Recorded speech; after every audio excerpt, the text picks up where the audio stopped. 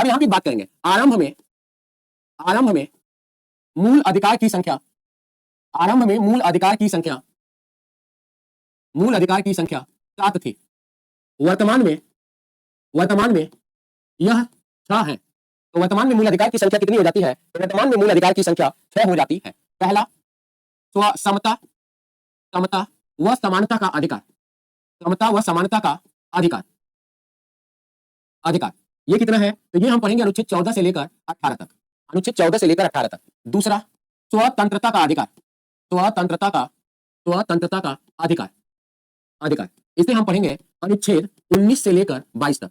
यही वाला पार्ट पढ़ने में, 14 से 22 वाला पार्ट पढ़ने में हमें जितना समय लग जाए, बाकी का आगे वाले में 32 थोड़ा सा ब्रेक लगाएगा, नहीं बाकी स्मूथ चलता है।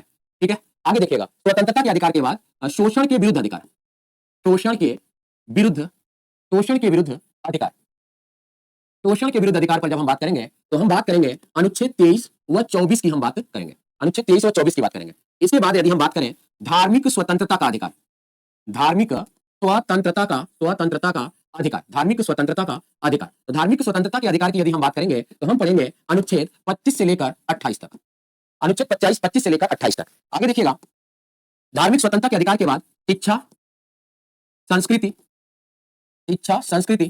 संरक्षण का अधिकार, इच्छा संस्कृति संरक्षण का अधिकार, ये आप पढ़ोगे 29 व 30 में आप पढ़ोगे, अनुच्छेद 29 व 30 में आप पढ़ोगे। आगे देखिएगा संपत्ति का अधिकार, तो संपत्ति के अधिकार के बारे में जब हम बात करेंगे तो संपत्ति का अधिकार अनुच्छेद कौन से में आता था? 31। इसे क्या कर दिया गया? इसे रिपील्ड कर दिया गया है। इसे क्या किया गया? रिपील्ड का क्या मतलब होता है? निर्सित। तो इसे निकाल दिया गया है, निर्सित कर दिया गया है।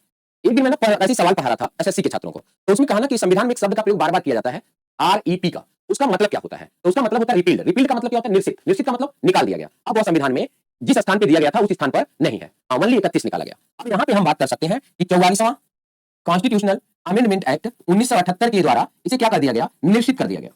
44वां संविधान संशोधन अधिनियम 1978 के द्वारा निश्चित कर दिया गया है। क्लियर है भाई? इसके बाद आपका आ जाता है संवैधानिक उपचारों का अधिकार, संवैधानिक उपचारों का अधिकार। अब संवैधानिक उपचारों का अधिकार किस अनुच्छेद में आ जाएगा? तो संवैधानिक उपचारों का अधिकार अनुच्छेद 32 में आता है, जिसे भीमराव अंबेडकर के अनुसार संविधान की आत्मा कही गई है। काउंटिंग 1 2 3 4 5 6 7। मैंने ऊपर लिख दिया है कि आरंभ में इनकी संख्या 7 थी, अब 6 है, यानी मूल संविधान में ये 7 थे, ये 6 हैं। क्लियर है भाई? इतना छाप लीजिए। तो देखो, जिनको कमेंट से दिक्कत है ना, तो आप लोग ना हॉरिजॉन्टल करके अपनी मोबाइल आप लोग अपनी पढ़ाई किया करें। कमेंट करने वालों को करने दीजिए। कमेंट जो कर रहा है ना, आप उससे ना एक अंदाजा लगाइएगा कि कंपटीशन कितना है, ठीक है ना। और भाई जो फालतू के कमेंट, लड़ाई आपकी किससे पड़ा है, और ये जो आप लोग फालतू की में भी रहेंगे आप, और बिना कहले के यदि घर बसा लिया टाइम पास आप रहेंगे तो मैं चुनाव जीत जाता। कुछ लोग कुछ भी कोई रुचि नहीं है, बस वो सोचते हैं कि किसी पर आरोप लगा दूं और अपनी कमियों को छुपा लूं। अनुच्छेद 12 राज्य को परिभाषित किया गया है, राज्य को परिभाषित किया गया है, राज्य को परिभाषित किया गया है।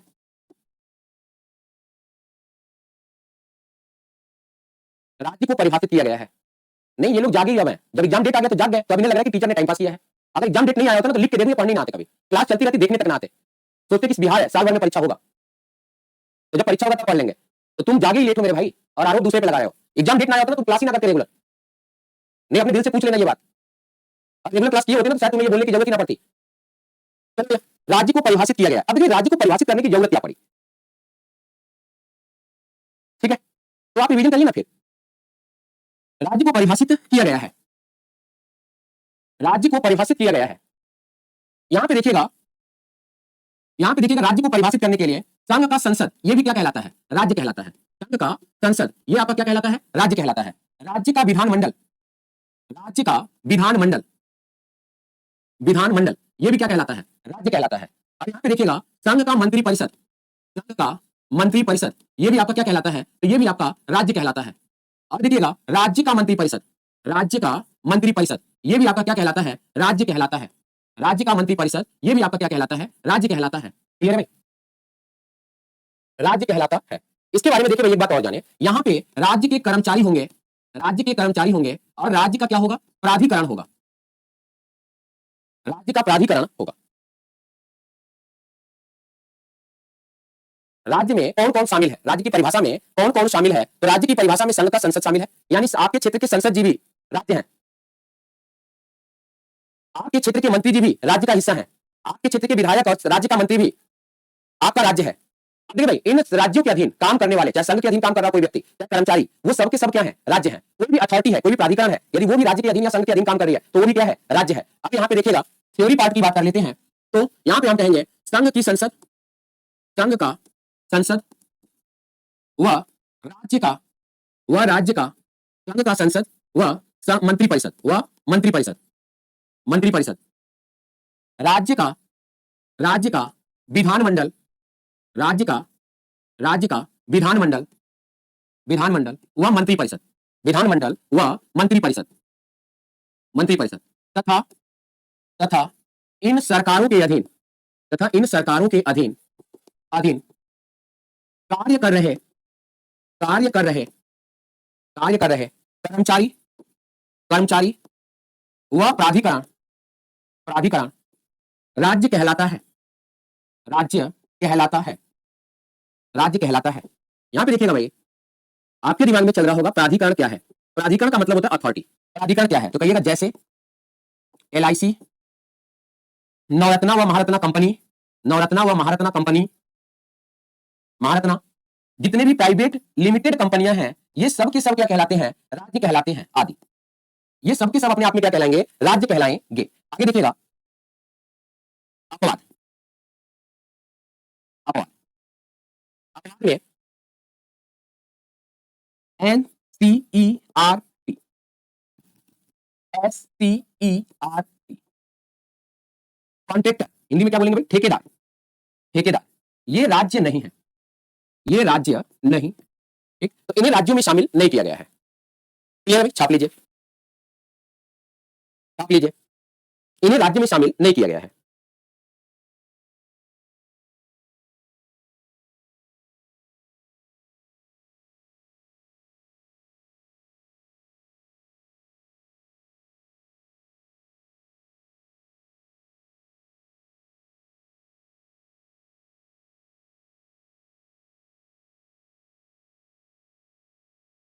तेरह न्यायाधीश थे केशवानंद भारती मामले में भाई, केशवानंद भारती मामले में 13 न्यायाधीश थे, लिख लिया भाई।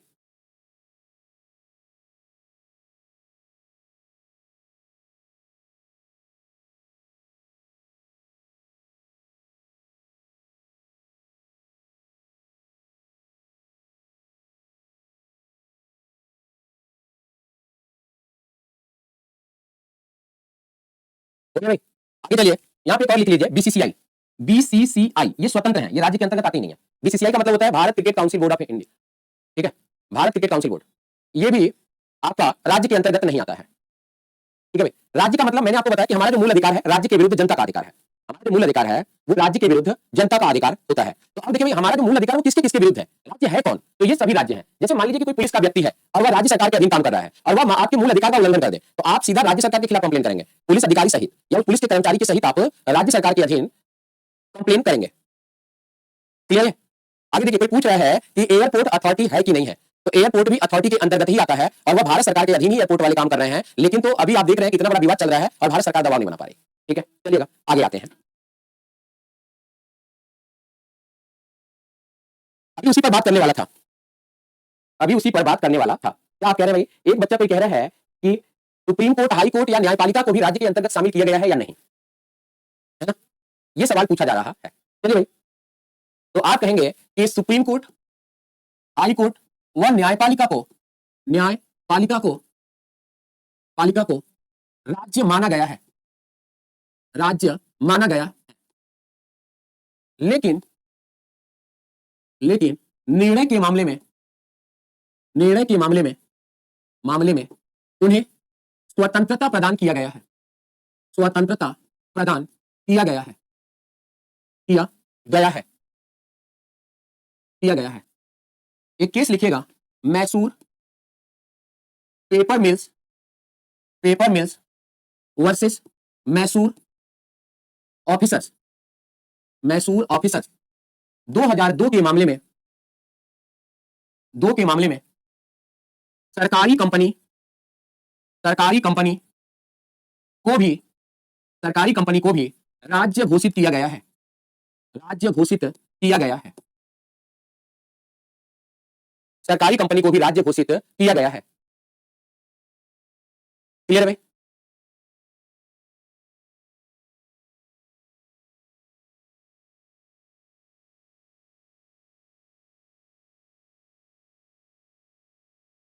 मैसूर पेपर मिल से कंपनी थी, ठीक है भैया, वो कंपनी कैसी थी? सरकारी थी। उन्होंने क्या किया कि उस कंपनी से मुनाफा नहीं हो रहा था, तो उन्होंने क्या किया, उस कंपनी को प्राइवेट में मर्ज करने की बात की गई, इसे कंपनी को प्राइवेट कर दिया जाए। तो वहां पे जो लोग काम कर रहे थे, जो एम्प्लॉय थे, ऑफिसर्स थे, उन्होंने कंपनी के विरुद्ध केस किया, है ना। अगर आप किसी कंपनी के विरुद्ध केस करते हैं, वर्सेस का मतलब होता है विरुद्ध, विरुद्ध केस करते हैं, तो वो राज्य के विरुद्ध माना जाता है। तो जब राज्य के विरुद्ध माना गया, तो वहां पे कर्मचारियों के शोषण की बात आई कि नहीं, जो कर्मचारी सरकार के अधीन काम कर रहे थे, उन्होंने क्या नुकसान किया है, तो उन्हें पहले कम से कम रिटायर तो हो जाने दीजिए। तो जो सरकार के अधीन कर्मचारी काम कर रहे थे, वो सरकार के अधीन ही काम करते रह गए, बाकी आगे से उसमें कोई भी भर्ती ली नहीं गई, ऐसा कर दिया गया, ठीक है। तो नया नियम निकाल दिया गया।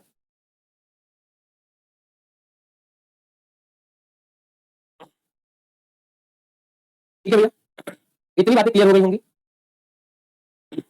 इतनी बातें यदि आपकी क्लियर हो गई हैं, तो अब अनुच्छेद 13 पे चले, या कोई डाउट चल रहा है अभी भी मन में? अभी भी मन में अनुच्छेद 12 को लेकर कोई डाउट चल रहा हो तो आप पूछ लीजिएगा। अनुच्छेद 13, अनुच्छेद 13 कहता है, हेडिंग बनाइएगा, मूल अधिकार की, मूल अधिकार की, मूल अधिकार की असंगत विधि, मूल अधिकार की असंगत विधि, असंगत विधि। बिल्कुल, राज्य क्या है ना।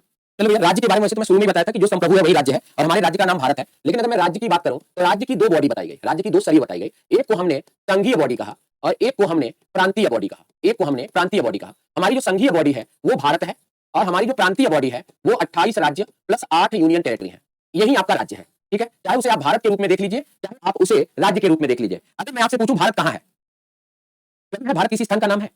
अगर आपसे मैं पूछूं बिहार कहां है, बिहार कहीं है, किसी स्थान का नाम है। लेकिन आप कहेंगे जी हाँ, एक निश्चित भूभाग जिसकी अपनी एक सीमा है वही हमारा भारत है, एक निश्चित भूभाग जिसकी अपनी एक सीमा है वही हमारा राज्य है। ठीक है भाई, मूल अधिकार के अब हमें असंगत विधि के बारे में बात करनी है। ठीक है भैया, तो मूल अधिकार के असंगत विधि के बारे में जब हम बात करेंगे, तो सबसे पहले हम पहले पॉइंट पे आएंगे। देखिए भैया, पहला पॉइंट कहता है कि संविधान, संविधान लागू होने से पहले, लागू होने से पहले, पहले की विधि, की विधि यदि मूल अधिकार को, यदि मूल अधिकार को, मूल अधिकार को प्रभावित करती है, प्रभावित करती है, करती है, तो वह विधि टकराव के स्थिति तक, टकराव के स्थिति तक, स्थिति तक प्रभावहीन, प्रभावहीन या शून्य होगा, प्रभावहीन या शून्य होगा। जैसे मान लीजिए भाई कि जब हमारा मूल अधिकार बना होगा, तो वो बाद में बना, ठीक है। और हमारा जो, हाँ, डॉक्ट्रिन ऑफ इक्लिप्स की बोलते हैं, उस पर भी बात करेंगे, चिंता मत करिए। चल, तो यहाँ पे अगर हमारा मूल अधिकार बना, उससे पहले वो कानून है, और वो कानून क्या कर रहा है, मूल अधिकार को छोटा कर रहा है, मूल अधिकार को प्रभावित कर रहा है। तो उस विधि को अगर प्रभावित कर रहा है, तो जितना दूर तक वो विधि का टकराव हो रहा होगा, यानी जितना दूर तक में वो मूल अधिकार को प्रभावित करेगा, तो वो उतना दूर तक क्या हो जाएगा, शून्य हो जाएगा या प्रभावहीन हो जाएगा। उतने दूर तक कौन प्रभावी रहेगा, तो मूल अधिकार ही प्रभावी रहेगा।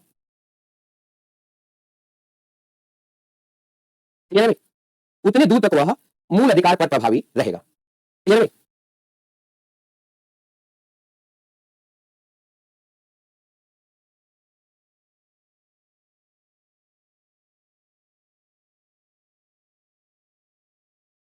सरकार के द्वारा, सरकार के द्वारा, द्वारा यदि ऐसी कोई विधि बनाई जाए, ऐसी कोई विधि, विधि बनाई जाए, बनाई जाए जो मूल अधिकार को, ऐसी कोई विधि बनाई जाए जो मूल अधिकार को, जो मूल अधिकार को छीनता है, छीनता है या प्रभावित करता है, या प्रभावित करता है, करता है, तो करता है, तो वह विधि, वह विधि प्रभावहीन, वह विधि प्रभावहीन या शून्य होगा, या शून्य होगा। लेकिन मूल अधिकार पर कोई प्रभाव नहीं पड़ेगा, लेकिन मूल अधिकार पर, मूल अधिकार पर कोई प्रभाव, कोई प्रभाव नहीं पड़ेगा, लेकिन मूल अधिकार पर कोई प्रभाव नहीं पड़ेगा। ठीक है भाई, मान लीजिए संघ या राज्य सरकार के द्वारा कोई कानून बना दिया जाए, और वह कानून हमारे मूल अधिकार को क्या कर रही है, दबा रही हो, मूल अधिकार को छीन रही हो, या हमारे मूल अधिकार का हनन कर रही हो, तो वह विधि भी प्रभावहीन या शून्य हो जाएगा, लेकिन वो मूल अधिकार का कुछ बिगाड़ नहीं पाएगा। ये सारा प्रतिबंध कौन लगाता है? तो ये सारा प्रबंध अनुच्छेद 13 ये प्रतिबंध लगा रहा है। दूसरा, तीसरा, तीसरे की बात करते हैं।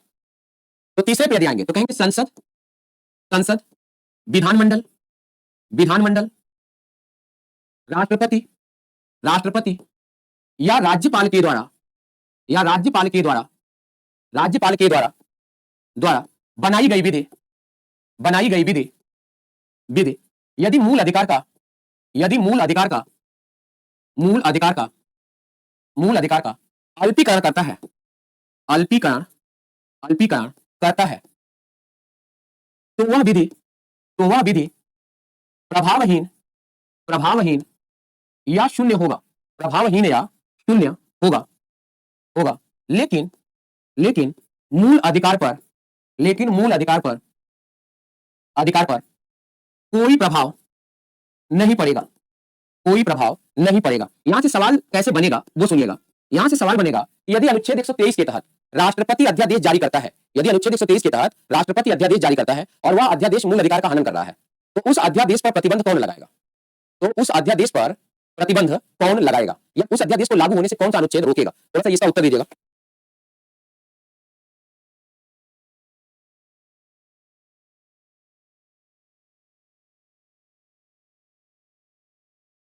चलिएगा भाई, तो कौन सा अनुच्छेद उसे लागू होने से रोक सकता है, ऐसा सवाल बनेगा आपसे। ठीक है, तो उसका उत्तर आप क्या दे देंगे? तो उसका उत्तर आप अनुच्छेद 13 दे देंगे। ठीक है भैया,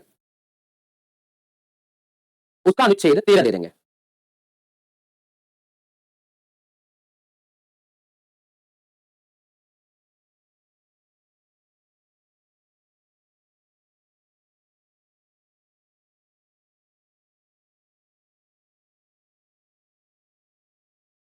चौथे पॉइंट पे लिखिएगा अनुच्छेद 13 के द्वारा, अनुच्छेद 13 के द्वारा न्यायिक समीक्षा, न्यायिक समीक्षा के बाद, समीक्षा के बाद यदि किसी विधि पर, यदि किसी विधि पर, किसी विधि पर, विधि पर प्रतिबंध लगाया जाता है, प्रतिबंध लगाया जाता है, लगाया जाता है, तो अनुच्छेद 368 के तहत, अनुच्छेद 368 के तहत संविधान संशोधन का हिस्सा, संविधान संशोधन का, संविधान संशोधन का हिस्सा नहीं माना जाएगा, हिस्सा नहीं होगा।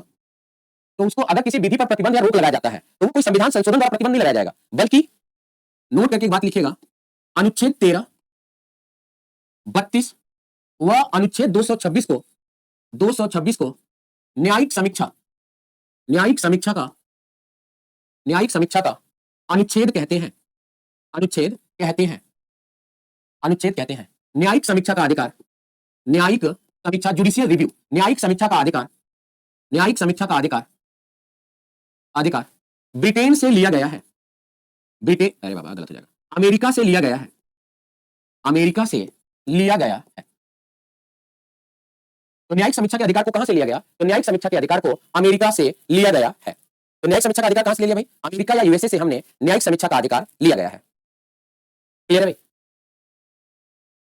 चलिए अब एक बात देखिए, अनुच्छेद 13 को हम और भी क्या नाम दे सकते हैं? इसे ग्रहण या आच्छादन का, ग्रहण या आच्छादन का सिद्धांत, ग्रहण या आच्छादन का सिद्धांत कहते हैं। अब देखिए भाई, इसे ग्रहण या आच्छादन का सिद्धांत कहा क्यों जाता है, ये एक सवाल है इसमें। देखिए भैया, अगर कोई विधि बनाई जाए तो वो विधि मूल अधिकार को यदि प्रभावित कर रही है तो वो विधि खत्म हो जाएगी, समाप्त हो जाएगी। तो अगर कोई विधि बनाई गई है तो यदि वो विधि लागू नहीं की जाती है, वापस लिया जाता है या समाप्त कर दिया जाता है। जैसे मान लीजिए कोई ऐसी विधि बनाई जाए जो हमारे मूल अधिकार को क्या कर रहा हो, हनन कर रहा हो, तो वो विधि क्या हो जाएगी? लागू होगी, या उसे वापस लिया जाएगा, या उसे समाप्त किया जाएगा। इसे हम डॉक्ट्रिन इक्लिप्स का सिद्धांत भी कहते हैं भाई, डॉक्ट्रिन ऑफ इक्लिप्स का सिद्धांत भी कहते हैं। ठीक है भैया, लेक्चर 5 का बोर्ड अभी बोल दिया हूं, पूरा हो जाएगा। तो वो विधि समाप्त होती है या वापस लिया जाता है। चलिए एक बात बताइए, अभी हाल ही में सरकार एक किसान कानून लेके आई थी, हाल ही में सरकार एक कृषि बिल लेके आई थी। उस कृषि बिल का किसानों ने जमकर विरोध किया। सरकार ने वो कृषि कानून को समाप्त कर दिया या वापस ले लिया?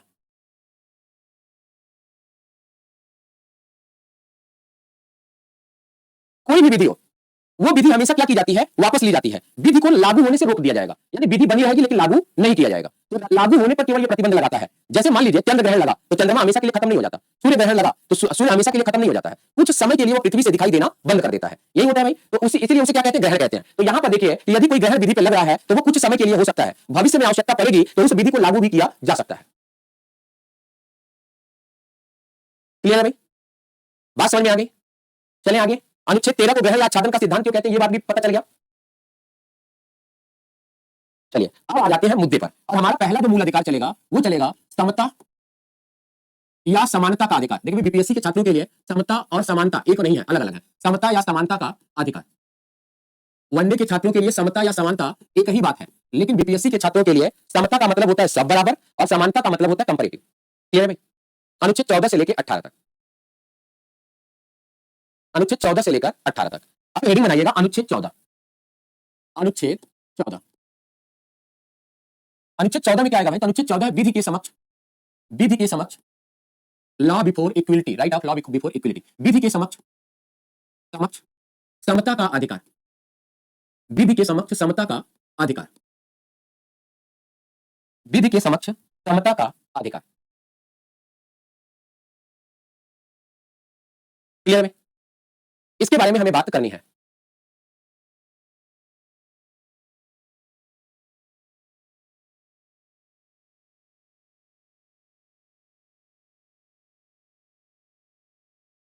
चलो भैया,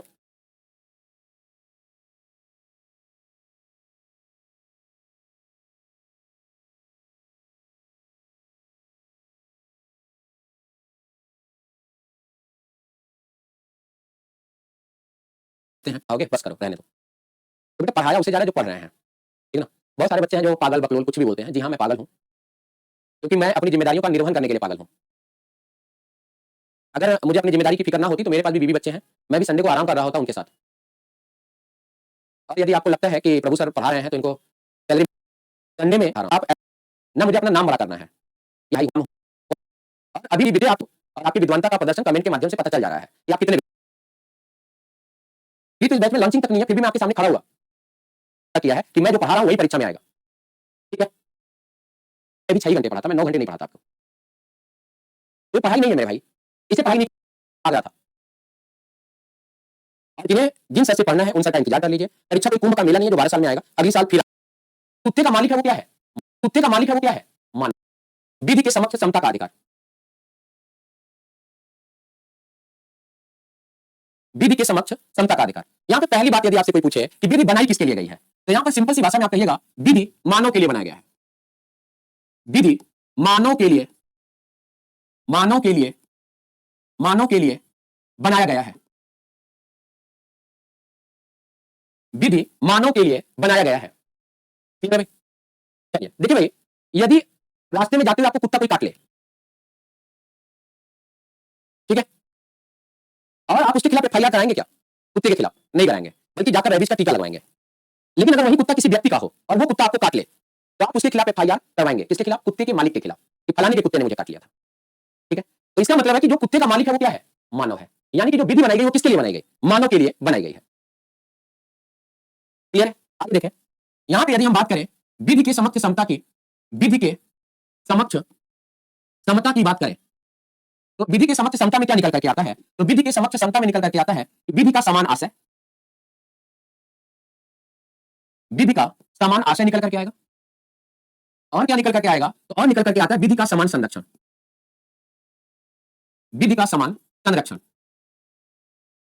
विधि का समान आशय निकल करके आएगा और विधि का समान संरक्षण निकल करके आएगा।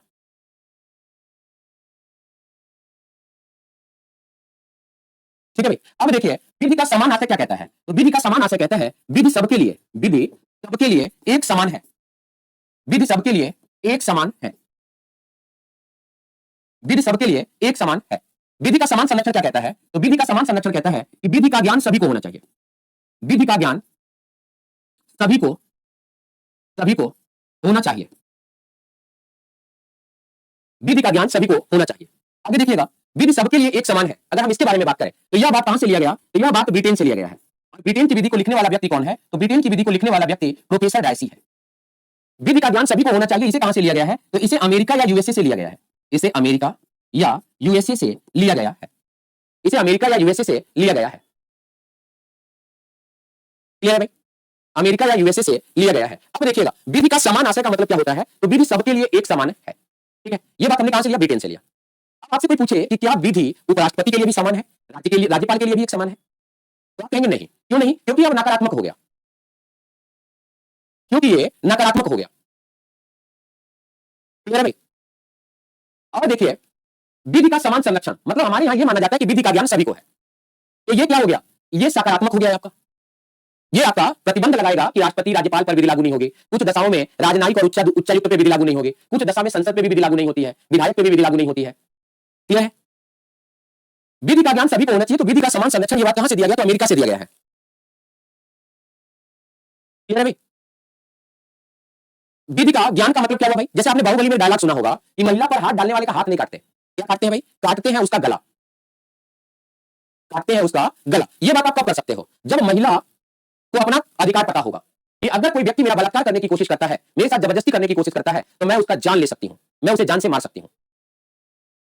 जब जिस दिन महिला को यह अधिकार पता चल जाएगा, उस दिन महिला सक्षम हो जाएगी अपनी रक्षा करने में। क्लियर हुआ? अब देखिए, विधि का समान आशय, इसके अपवाद के बारे में बात करेंगे। तो मेरे पास इसके लिए एक लाइन आती है कि विधि एक ऐसे मकड़े का जाल है जिसे बड़े बड़े जानवर तोड़कर निकल जाते हैं और छोटे जीव जंतु उसमें उलझकर दम तोड़ देते हैं। यही हमारी विधि है। इसीलिए इस विधि में अपवाद आते हैं। अपवाद की बात करेंगे, अपवाद की बात करेंगे तो पद के दौरान राष्ट्रपति, राज्यपाल, राज्यपाल, राजनयिक, राजनयिक का मतलब जो भारत के दूतावास में जिनकी नियुक्ति होती है, राजदूत उच्चायुक्त, राजनयिक आदि पर, आदि विधि के समक्ष, विधि के समक्ष समान नहीं है। पद के दौरान राष्ट्रपति, राज्यपाल, राजनयिक आदि विधि के समक्ष समान नहीं है। क्लियर है भाई? तो पद के दौरान राज्यपाल, राजनयिक विधि के सामने क्या होगा भाई? समान नहीं है। ठीक है भैया? अनुच्छेद 14, अनुच्छेद 14 राज्यों के, राज्यों के विधायन सत्ता पर, विधायन सत्ता पर नियंत्रण लगाता है, नियंत्रण लगाता है। कठिन हो गया? चलो भैया, राज्य में कोई सरकार चल रही है, वो सरकार तानाशाही नहीं कर सकती। वो सरकार अगर चलेगी तो संविधान और विधि के अनुरूप चलेगी। क्लियर है भाई? चलिएगा, एक बात और देखिएगा, राष्ट्रपति, राष्ट्रपति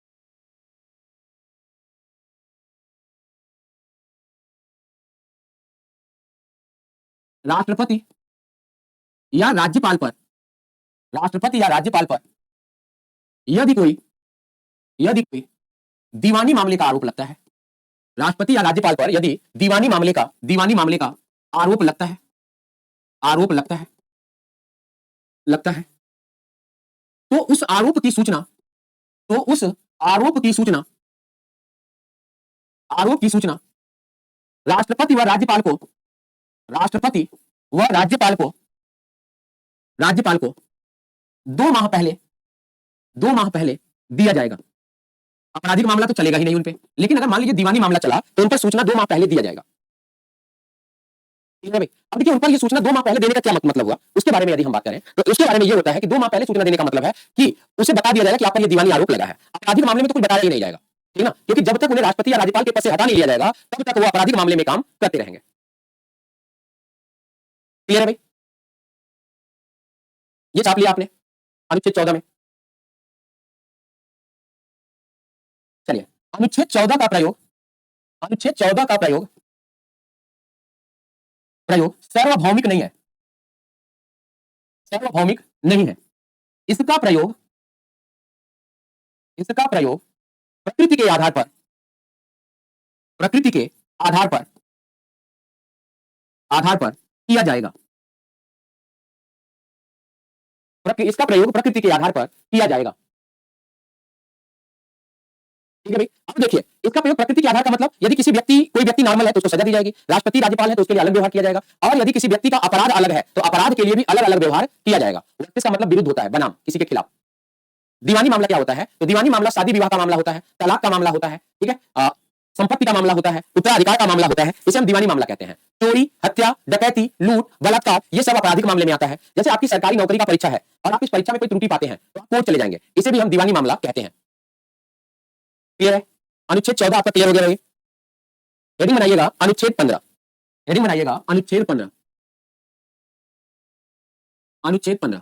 अनुच्छेद 15 में आता है सामाजिक न्याय। सामाजिक न्याय। सामाजिक न्याय। चलिए भाई, यहां पे हम पहले पॉइंट में कहेंगे जाति, धर्म, लिंग, वंश व जन्म स्थान। जन्म स्थान के आधार पर, जन्म स्थान के आधार पर किसी व्यक्ति के साथ, किसी व्यक्ति के साथ भेदभाव नहीं किया जाएगा।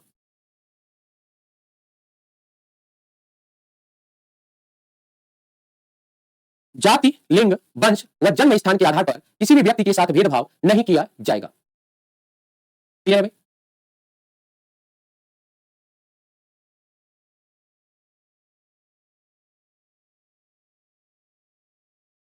तो पहला पॉइंट क्या कह रहा है? अच्छा, ऐसा हमारे समाज में समानता है भाई कि किसी के साथ भेदभाव ना हुआ हो?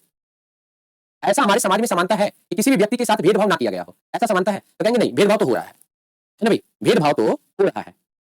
समाज में जाति के आधार पर भी खूब भेदभाव हुआ है, धर्म के आधार पर भी खूब पॉलिटिकल भेदभाव चल रहे हैं, महिला और पुरुष के आधार पर भी खूब भेदभाव चल रहे हैं, जन्म स्थान के आधार पर भी खूब भेदभाव होते हैं। देखिए, जन्म स्थान के आधार पर कैसा भेदभाव हो सकता है? एक मूवी आपने देखी होगी, गंगूबाई काठियावाड़। गंगूबाई काठियावाड़ में एक लड़की वेश्यालय में जन्म लेती है, ठीक है। अब उसका एडमिशन कराने वो विद्यालय में जाती है गंगूबाई, तो वो कहता है प्रिंसिपल कि ये तो वेश्यालय में जन्मी लड़की है, हमारे कॉलेज का माहौल खराब हो जाएगा, इसका एडमिशन हम नहीं लेंगे, ठीक है। वहां पे अनुच्छेद 15 का कलमा पढ़ा जाता है और उस बच्ची का एडमिशन हो जाता है, ठीक है। यहां पे अगर हम बात करें दूसरे पॉइंट की, दूसरे पॉइंट की, तो किसी भी सार्वजनिक स्थान पर, किसी भी सार्वजनिक स्थान पर आने जाने से, किसी व्यक्ति पर प्रतिबंध नहीं लगाया जाएगा। किसी नागरिक पर, व्यक्ति नहीं, किसी नागरिक पर प्रतिबंध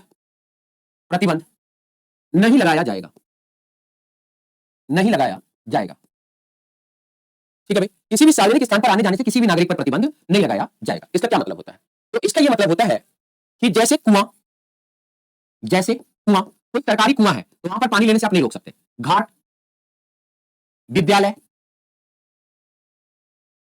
होटल, अस्पताल, तालाब आदि, इन सभी जगहों पर जाने से आप किसी को रोक नहीं सकते। हाँ, मनोरंजन स्थल कहीं भी, कोई भी, जो भी पब्लिक प्लेस है, मेला सेला, कहीं भी जाइए, वहां पर जाने पर किसी के प्रतिबंध नहीं लगाया जाएगा। आपने केस देखा होगा, वो केस क्या है भाई? तो सबरीमाला मंदिर केरल, सबरीमाला मंदिर केरल 2018 में महिलाओं को प्रवेश दिया गया। 2018 में महिलाओं को प्रवेश दिया गया। सबरीमाला मंदिर का जो केस चल रहा था, उसका यह था कि उस मंदिर में अयप्पा स्वामी की पूजा की जाती है। किसी ने कभी-कभी एसएससी में सवाल पूछ लिया था कि सबरीमाला मंदिर में किसकी पूजा की जाती है, तो अयप्पा स्वामी की पूजा सबरीमाला मंदिर में की जाती है। सबरीमाला मंदिर में यह कहा गया कि अगर 10 साल से अधिक उम्र की महिला या 60 साल से कम उम्र की महिला है, उसे प्रवेश करने पर प्रतिबंध लगाया गया है, उसे प्रवेश करने पर प्रतिबंध लगाया गया है, ठीक है। क्योंकि अयप्पा स्वामी बाल ब्रह्मचारी है, महिलाओं के प्रवेश से उनका ब्रह्मचर्य भंग हो जाएगा, ठीक है भैया।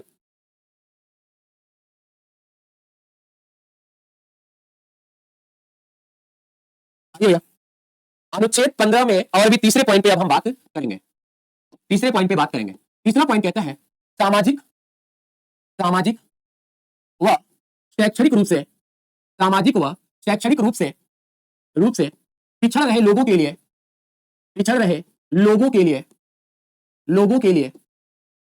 राज्य उचित प्रबंध कर सकेगा, राज्य उचित प्रबंध कर सकेगा।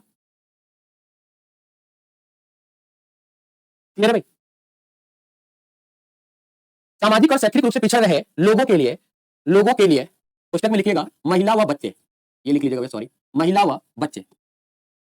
तो सामाजिक रूप से पिछड़े लोगों के लिए, महिलाओं और बच्चों के लिए राज्य उसकी व्यवस्था कर सकेगा। तो जब राज्य महिला और बच्चों के लिए केवल करेगा तो पुरुष को नाराज नहीं होना है कि हमारे साथ भेदभाव हो गया, है ना। ऐसे में पुरुष नाराज हो जाए कि महिला हमारे साथ, मतलब हमारे साथ सरकार क्या कर रही है, भेदभाव कर रही है, ये आप नहीं कह सकते। ठीक है भैया,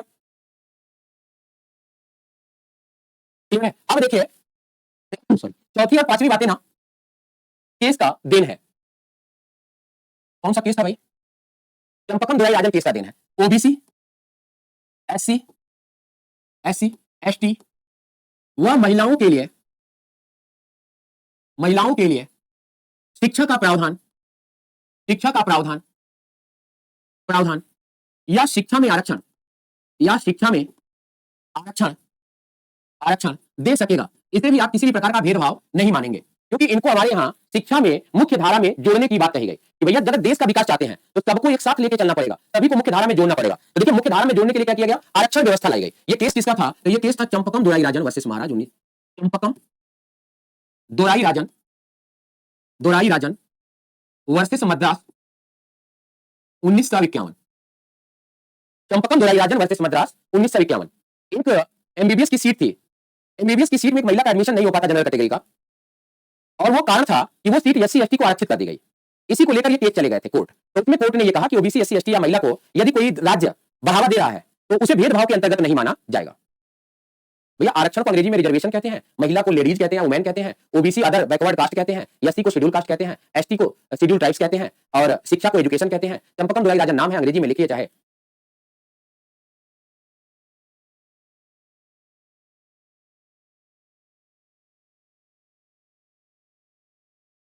देखिए रंजना रानी बेटा ना, यही तो गलत हो गया। आरक्षण पढ़ाई में ही होना चाहिए था, नौकरी में नहीं होना चाहिए मेरे ख्याल से। तो आप उल्टा बोल रही हैं। पढ़ाई भारत के सभी लोगों के लिए फ्री हो जानी चाहिए, सबको पढ़ाई का अधिकार ग्रेजुएशन तक, पीजी तक दे देना चाहिए। नौकरी से आरक्षण हटा दीजिए। भाई देखिए, किसी भी व्यक्ति को नौकरी पढ़ाई के आधार पर, उसकी योग्यता के आधार पर मिल रही है, ऐसे तो किसी को दे नहीं दिया जा रहा। तो जो जितना पढ़ाई पढ़ाने के लिए, अब यहाँ चाहे आप महिला हो, पुरुष हो, एससी हो, एसटी हो, मुझे जितना आता है उतना ही पढ़ाऊंगा और सबको एक बराबर पढ़ा रहा हूँ, किसी को अलग से नहीं पढ़ा रहा। ठीक है ना। चलिए अभी आरक्षण की भी बात करेंगे अगले अनुच्छेद में, अभी चिंता मत करिए। ठीक है भैया, अब यहीं पर हम पांचवें पॉइंट की भी लगे हाथों बात कर ही लेते हैं। इसका पांचवा पॉइंट क्या कहता है? तो ये पांचवा पॉइंट ही है, चौथा और पांचवा जो चंपकम दोराई राजन के द्वारा शामिल किया गया था। ठीक है भाई, तो ये चौथा और पांचवा मैं एक ही में लिख दिया, ये मेरी गलती है। ओबीसी महिलाओं के लिए शिक्षा का प्रावधान राज्य करेगा, तो शिक्षा में आरक्षण भी दे सकेगा, वो पांचवा पॉइंट है। तो पांचवा पॉइंट ही आरक्षण, यानी यहाँ पे मैं ये लिख सकता हूँ, सॉरी, यहाँ पे मैं ये लिख सकता हूँ कि शिक्षा में आरक्षण, शिक्षा में आरक्षण का प्रावधान, यानी एंट्रेंस एग्जाम में आरक्षण दिया गया। चलिए भाई छठे पॉइंट पे अब आ जाते हैं। छठा पॉइंट क्या है भाई, उस पर अब हम चर्चा कर लेते हैं। जनरल को रिजर्वेशन क्यों नहीं दिया जाता, बात करेंगे कि क्यों नहीं दिया जाता। ठीक है भाई, आर्थिक रूप से, आर्थिक रूप से पिछड़ रहे लोगों की, पिछड़ रहे लोगों की, लोगों की यदि मदद, यदि मदद राज्य करेगा, यदि मदद राज्य करेगा तो उस पर, तो उसको भेदभाव नहीं माना जाएगा, भेदभाव नहीं माना जाएगा, उसे प्राकृतिक न्याय मान लिया जाएगा, उसे प्राकृतिक न्याय मान लिया जाएगा।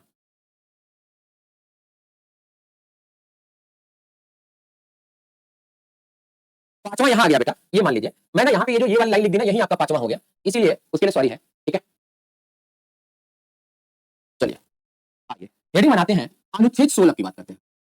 अनुच्छेद 16 की बात करते हैं। अनुच्छेद 16 कहता है लोक नियोजन में, लोक नियोजन में, नियोजन में अवसर की समानता, लोक नियोजन में अवसर की समानता, लोक नियोजन में अवसर की समानता। ठीक है, इसमें यदि हम बात करें तो यहां पर हम पहले पॉइंट में क्या बात कर सकते हैं, लोक नियोजन में अवसर की समानता की यदि हम बात करें तो हम पहले पॉइंट में क्या बात कर सकते हैं। तो पहला पॉइंट कहता है कि राज्य के अधीन, राज्य के अधीन सरकारी नौकरियों में, सरकारी नौकरी में, नौकरी में सभी को, सभी को एक समान, सभी को एक समान अवसर दिया जाएगा, सभी को एक समान अवसर दिया जाएगा। ऐसा है भाई, नौकरी में सबको एक समान अवसर दिया जाएगा, ऐसा है।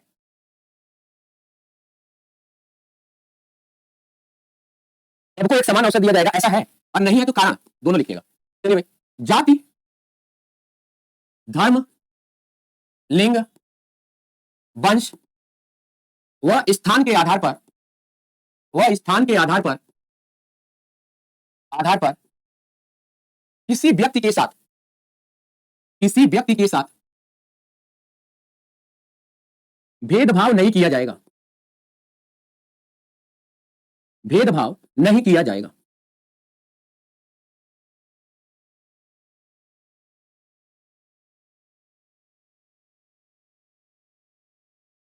चलिए भैया, दूसरा लाइन कह रहा है कि जाति, धर्म, लिंग, वंश के आधार पर भी कोई भेदभाव नहीं है। अभी आपने बिहार में ना, जब पिछली सरकार चल रही थी तो भर्ती आई, पहली बार बड़े दिनों के बाद खूब बड़ी सी भर्ती आई, तो लोगों ने कहा कि इस भर्ती को केवल बिहार तक सीमित कर दिया जाए, दूसरे राज्य के लोगों को आने ही ना दिया जाए। स्थान के आधार पर भेदभाव कर दिया गया। स्थान के आधार पर क्या कर दिया गया? भेदभाव कर दिया गया। ठीक है ना? लोगों ने कहा यूपी के, छत्तीसगढ़, झारखंड, अड़ोसी पड़ोसी को जाने दो, इतनी भर्ती 1 लाख 1.5 लाख आई है, केवल बिहारियों को दे दो, सबकी नौकरी ले ली जाएगी। है कि नहीं? ऐसा हो गया था, ऐसा घटना घट गई थी। तो आप कहेंगे क्या ऐसा हो सकता है क्या कि केवल वहीं के लोगों को नौकरी मिल जाती, बिहार के लोगों को ही नौकरी मिल जाती? तो कहेंगे संसद विधि बनाकर संसद या राज्य विधि बनाकर उस क्षेत्र या राज्य के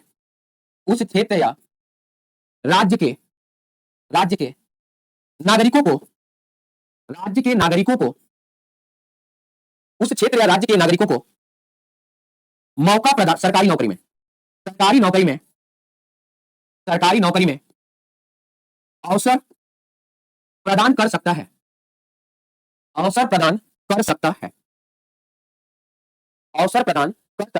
जैसे हिमाचल प्रदेश, मणिपुर, त्रिपुरा, अरुणाचल प्रदेश में है। जैसे हिमाचल प्रदेश, मणिपुर, त्रिपुरा, अरुणाचल प्रदेश। ठीक है, तो वहां पे इन राज्यों में क्या दिया गया है? क्षेत्रीय लोगों को वरीयता दिया गया है। वरीयता दिया गया है कि वहां पर इन्हीं लोगों को पहले नौकरी दी जाएगी। लोक नियोजन का मतलब ही सरकारी नौकरी है, सरकारी नौकरी, सार्वजनिक सेवा नहीं। ये पहले से 15 के 3 में शामिल है, कोई संशोधन नहीं है, उपधारा है ये। बहुत सारे बच्चे हैं, बहुत सारी नौकरियां हैं जिसमें ऐसा किया गया है। जैसे आपके गांव में कोई बच्चा कहना विकास मित्र की नौकरी मैंने छोड़ा है, तो विकास मित्र केवल बिहार के लोग बनते होंगे। आपके यहाँ एक नौकरी आती होगी ग्राम चौकीदार की, ग्राम चौकीदार केवल बिहार के लोग बनते होंगे। अभी उत्तर प्रदेश में एक नौकरी आई है होमगार्ड की नौकरी में केवल उत्तर प्रदेश के लोगों को ही फॉर्म भरने के लिए कहा गया है, बाकी लोगों को नहीं कहा गया। तो ये कुछ नौकरियों में ऐसा प्रावधान किया जा सकता है। चलिए भाई, चौथा यदि बनाइएगा सरकारी नौकरी में आरक्षण।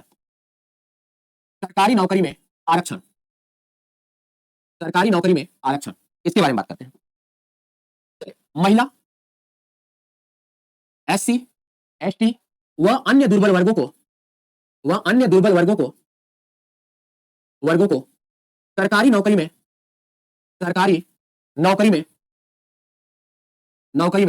आरक्षण का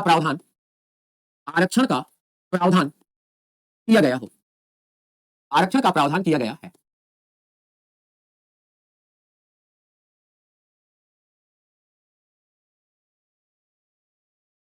चलिए भैया, अब अगला मुद्दा आरक्षण का, कि आरक्षण सही है या गलत है। ये मुद्दा आ गया हमारा।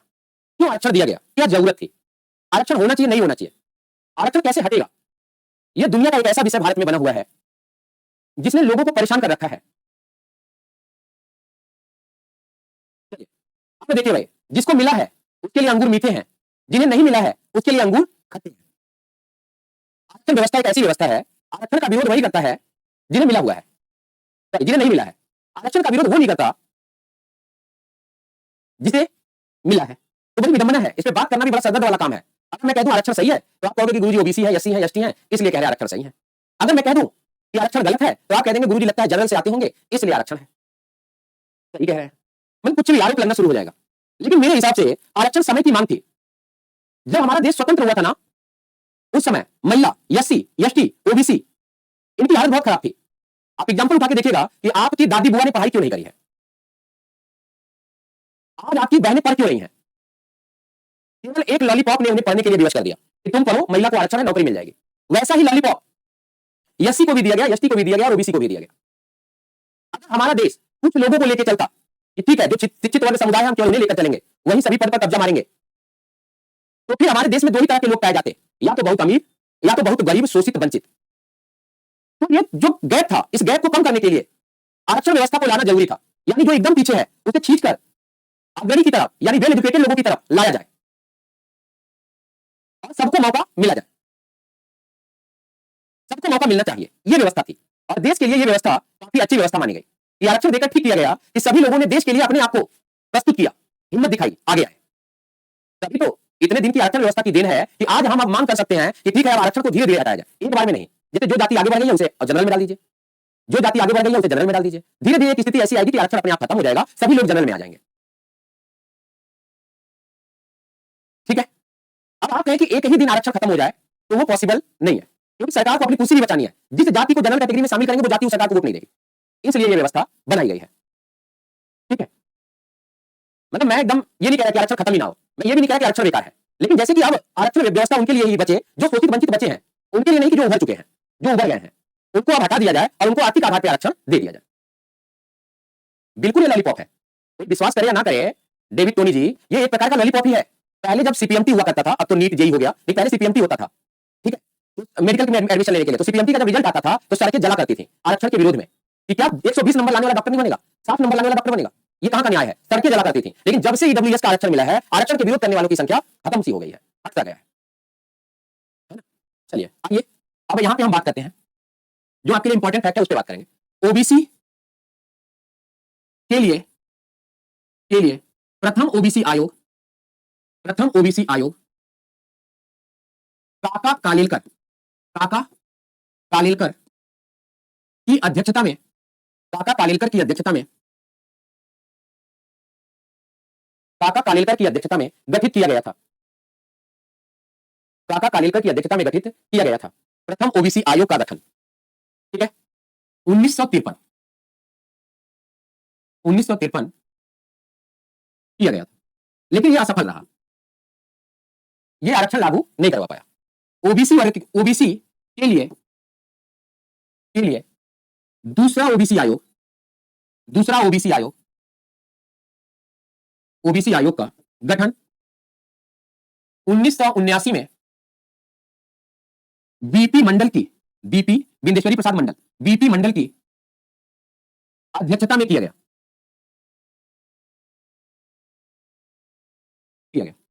ओबीसी के 27% के आरक्षण को मंडल कमीशन की सिफारिश पर, मंडल आयोग की सिफारिश पर 1990 में तत्कालीन प्रधानमंत्री वीपी सिंह ने लागू किया। तत्कालीन प्रधानमंत्री वीपी सिंह ने लागू किया। तो 27% का आरक्षण ओबीसी के लिए कौन लेके आया? 1990 में वीपी सिंह लेकर के आया। जब ओबीसी का आरक्षण लगा तो वीपी सिंह की सरकार भी गिर गई। तो आरक्षण देने वाले की सरकार जब गिर गई तो आप इसी राजनीति से अंदाजा लगा लीजिए कि आरक्षण हटाने वाले की सरकार कैसी होगी, कैसे चलेगी, है ना। आगे चलते हैं। इसी में और भी पॉइंट पे यदि हम बात करेंगे तो कहेंगे इंदिरा साहनी बनाम वर्सेस भारत संघ 1993 के मामले में आरक्षण किसी भी दशा में 50% से अधिक नहीं दिया जाएगा,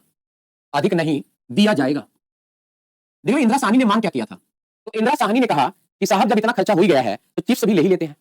यानी इंदिरा साहनी ने कहा कि भाई जब आरक्षण की इतनी व्यवस्था आपने हिम्मत करके लगा ही दी है तो आर्थिक आधार पर भी आरक्षण लगा दीजिए। कब मांग करी? 1993 में। ठीक है भैया। तो उन्होंने कहा कि नहीं, आरक्षण किसी भी दशा में 50% से ज्यादा नहीं दिया जाए।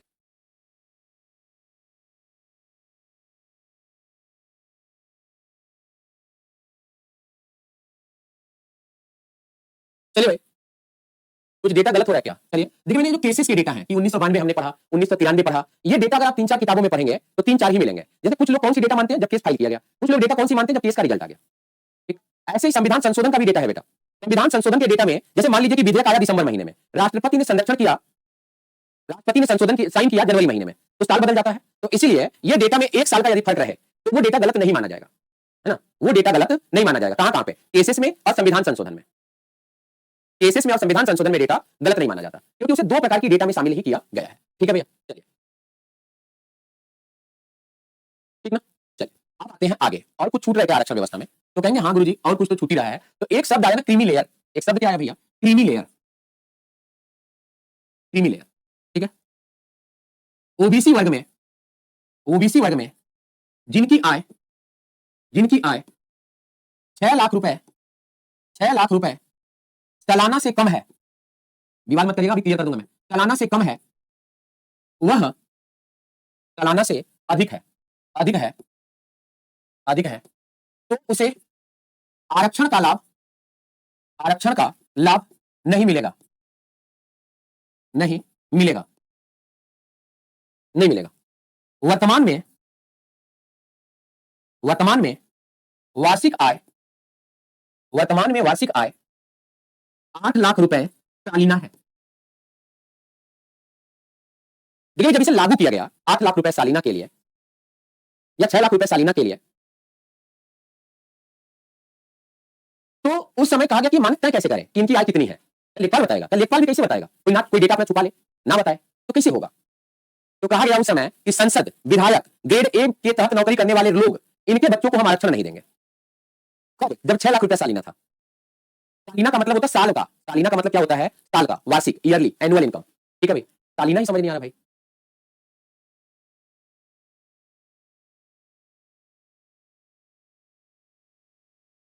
हाँ तो राज्य व्यवस्था कर सकता है ना, वही तो तीसरा पॉइंट कह रहा है। तीसरा पॉइंट अनुच्छेद 16 का 3 क्या कह दिया है? तो अनुच्छेद 16 का 3 वही तो कहता है कि राज्य इसकी व्यवस्था कर सकता है। ठीक है भैया, आप सालाना लिख लीजिए, सालाना, सालाना, सालाना ही लिखा, यहाँ सालाना कर दिया क्या? अच्छा यहाँ पे दिक्कत कर दी, सालाना। अच्छा ये दिक्कत हो गया था, ठीक है, आप सही है। तो ये हो गया क्रीमी लेयर की व्यवस्था, जिसके लिए बिहार में एनसीएल खूब बन रहा है, जिसके लिए बिहार में एनसीएल खूब बन रहा है, नॉन क्रीमी लेयर की बात करें तो। चलिए भैया, धारा 16 का 5 क्या कहता है उसकी बात करेंगे। धारा 16 का 5 क्या कहता है? तो कह रहा है किसी भी धार्मिक संस्था में, किसी भी धार्मिक संस्था में, संस्था में धर्म से संबंधित, धर्म से संबंधित, संबंधित लोगों को नियुक्त किया जाएगा।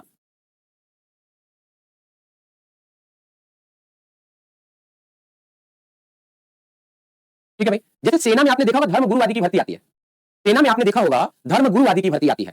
तो अब जैसे मंदिर के लिए है तो मंदिर के लिए हिंदू व्यक्ति को नियुक्त किया जाएगा, इसी तरह से मस्जिद है तो मस्जिद के लिए मुस्लिम व्यक्ति को किया जाएगा, गुरुद्वारा है तो सिख व्यक्ति को किया जाएगा। इसी तरह से वहां पे भर्तियां आती रहती है धर्म गुरुवादी की। ठीक है, क्लियर हो गया भाई?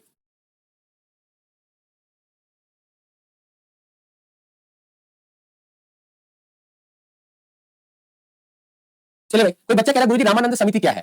तो यहाँ पे आप ऐसे इसे बनाकर यहाँ पे लिख लीजिएगा कि ओबीसी में क्रीमी लेयर की पहचान के लिए, क्रीमी लेयर की पहचान के लिए रामानंद समिति का गठन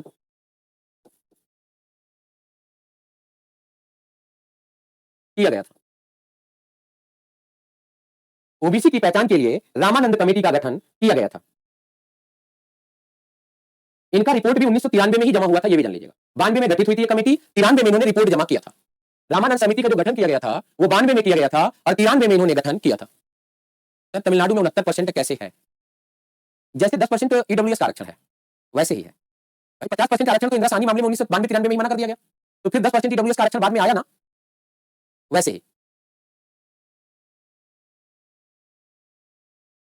8 लाख रुपए, यार क्या कर रहा हूं मैं, 8 लाख रुपए सालाना। ठीक है, हो गया भाई, छाप लिया इतना, छाप लिया भाई। चलिए अब आगे चलते हैं अनुच्छेद 17 पे। अनुच्छेद 17, अनुच्छेद 17 कहता है अस्पृश्यता, अस्पृश्यता का, अस्पृश्यता का अंत, अस्पृश्यता का अंत। इसका मतलब हुआ छुआछूत समाप्त, छुआछूत समाप्त। इसका मतलब हुआ छुआछूत समाप्त। क्लियर है भाई?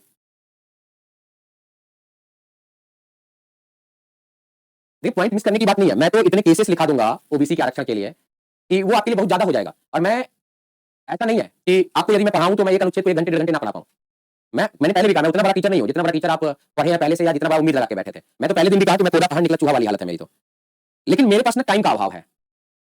अब जब आपने करण सर से पढ़ा होगा तो करण सर ने आपको 60 70 घंटे 80 घंटे में पॉलिटी पढ़ाई होगी। ईमानदारी से बताइएगा कितना घंटा लिया था उन्होंने।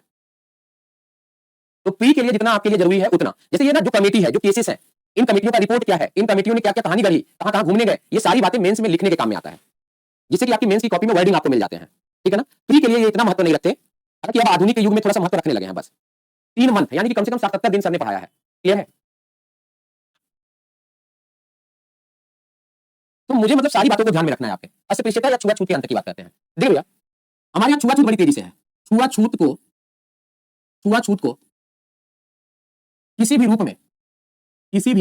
रूप में बढ़ावा देना, किसी भी रूप में बढ़ावा देना विधिक अपराध है, कानूनन अपराध है, विधिक अपराध है। तो छुआछूत को किसी भी रूप में बढ़ावा देना कैसा अपराध हो जाता है? तो छुआछूत को किसी भी रूप में बढ़ावा देना विधिक अपराध हो जाता है, कानूनी अपराध हो जाता है। अगर आप छुआछूत को बढ़ावा दे रहे हैं तो उसके खिलाफ केस हो जाएगा, एफआईआर हो जाएगा। ठीक है, उसके खिलाफ एफआईआर हो जाएगा। ठीक है भैया, आगे देखिएगा। छुआछूत के नियंत्रण के लिए, छुआछूत के नियंत्रण के लिए, विधि। तो छुआछूत के नियंत्रण के लिए विधि क्या होगी उसके बारे में बात करेंगे।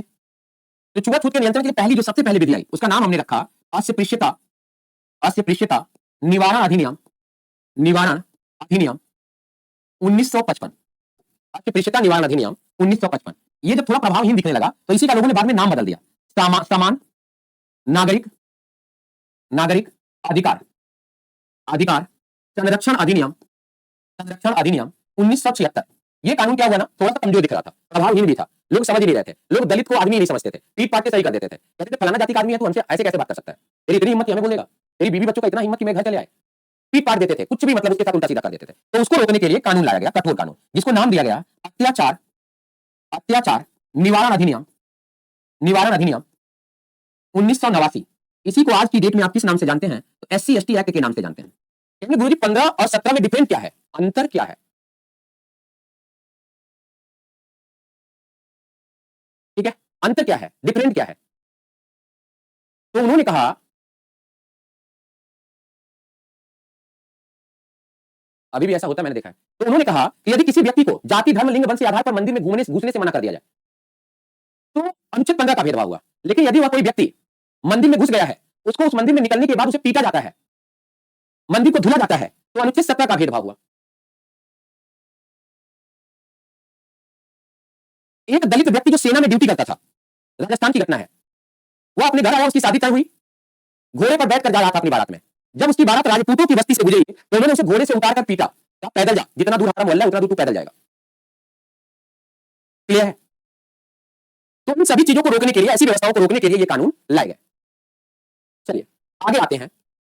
अच्छा अगर मैं पूछूं कि पूरा का पूरा मूल अधिकार आपका कैसा अधिकार है तो क्या बताएंगे? पूरा का पूरा मूल अधिकार आपका कैसा अधिकार है तो क्या बताएंगे?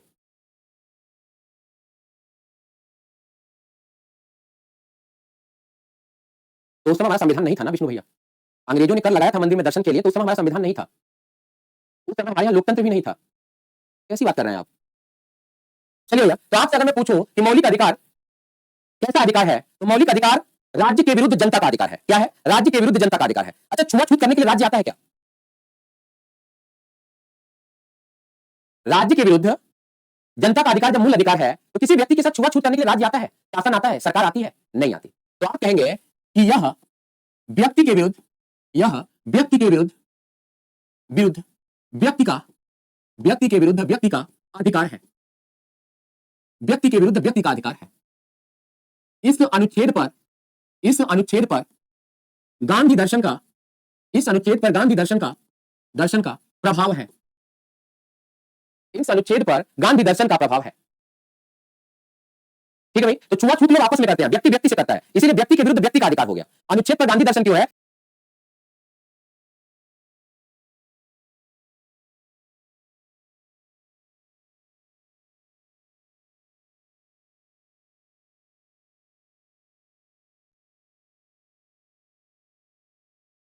तो छुआछूत लोग आपस में करते हैं, व्यक्ति व्यक्ति से करता है, इसलिए व्यक्ति के विरुद्ध व्यक्ति का अधिकार हो गया। अनुच्छेद पर गांधी दर्शन क्यों है? क्योंकि छुआछूत को रोकने के लिए सबसे पहले गांधी जी ने हरिजन संघ की स्थापना करी थी। इसका भाई हरिजन संघ की स्थापना किया था। चलिए भाई, छुआछूत को शिक्षा, जन जागरण वह विधि के द्वारा समाप्त किया जा सकेगा। विधि के द्वारा समाप्त किया जा सकेगा।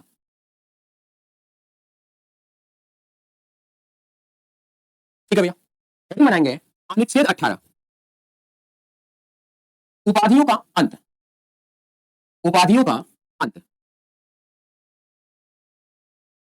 अनुच्छेद 18 उपाधियों का अंत। क्लियर है भाई? चलिए भाई, बहुत सारे बच्चे कह रहे हैं कि मुझे नींद आ रही है, बहुत सारे बच्चे कह रहे हैं सर ब्रेक दे दीजिए, बहुत सारे बच्चे कह रहे हैं छुट्टी कर दीजिए। तो बेटा कल से क्लास ही खत्म ना कर दें, मतलब आज ही अंतिम दिन पढ़ा दूं मैं आपको, कल से क्लास ही फिनिश कर देते हैं, कल से पढ़ाने नहीं आते। और आप लोगों में से बहुत सारे बच्चे हैं सर पानी नहीं पिए, सर नाश्ता नहीं किए, सर खाना नहीं खाए। मैं तो आपके सामने हूं एकदम प्रत्यक्ष रूप से कैमरे के सामने। कितनी बार आपने मुझे 3 घंटे में बाथरूम जाते देखा? कितनी बार आपने मुझे पानी पीते हुए देखा? कितनी बार आपने मुझे खाते हुए देखा? नहीं देखा होगा। अरे 3 घंटे, 4 घंटे, 6 घंटे, 7 घंटे, 12 घंटे भी चलेगी तो भी ये पागल आदमी यहां से हिलने वाला नहीं है। पढ़ाने के पीछे आदमी इतना पागल है। तो किसी बच्चे ने अगर पागल बोला था तो वो गलत नहीं बोला था, सही बोला था। ठीक है भैया? और यदि आपको ब्रेक चाहिए तो आप कान में हेडफोन लगाइए और आराम से अपना पढ़ाई करिए। और आपको पानी पीना, उठ के जाइए पी लीजिए, खाना खाना जाइए पी लीजिए, कोई बात नहीं है। जो भी क्लास में नहीं है तुमसे कोई बात नहीं है। देखिए इसमें ना मतलब सभी लोग ईडीओ बन जाए ये जरूरी नहीं है ना, तो इसलिए सबकी बात सुनी जाए ये भी जरूरी नहीं है। चलो भैया उपाधियों के अंत पे आ जाते हैं। उपाधियों का अंत में सबसे बड़ी समस्या ये है ना कि पहली बात ये कि कौन सी उपाधि समाप्त की गई उसके बारे में हमें बात करना है। सबसे पहले उसके बारे में हमें बात करना है। क्लियर भाई? तो इसमें सबसे पहले कहा जाएगा कि अंग्रेजों के द्वारा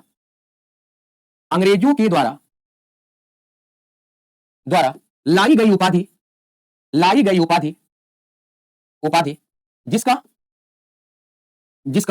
नाम से पहले प्रयोग किया जाता है उन सभी उपाधि को समाप्त कर दिया गया। उन सभी उपाधि को समाप्त कर दिया गया। जैसे sir, Lord, Rai Bahadur, knighthood आदि। ये सारी उपाधियां क्या हो गई? समाप्त, खत्म।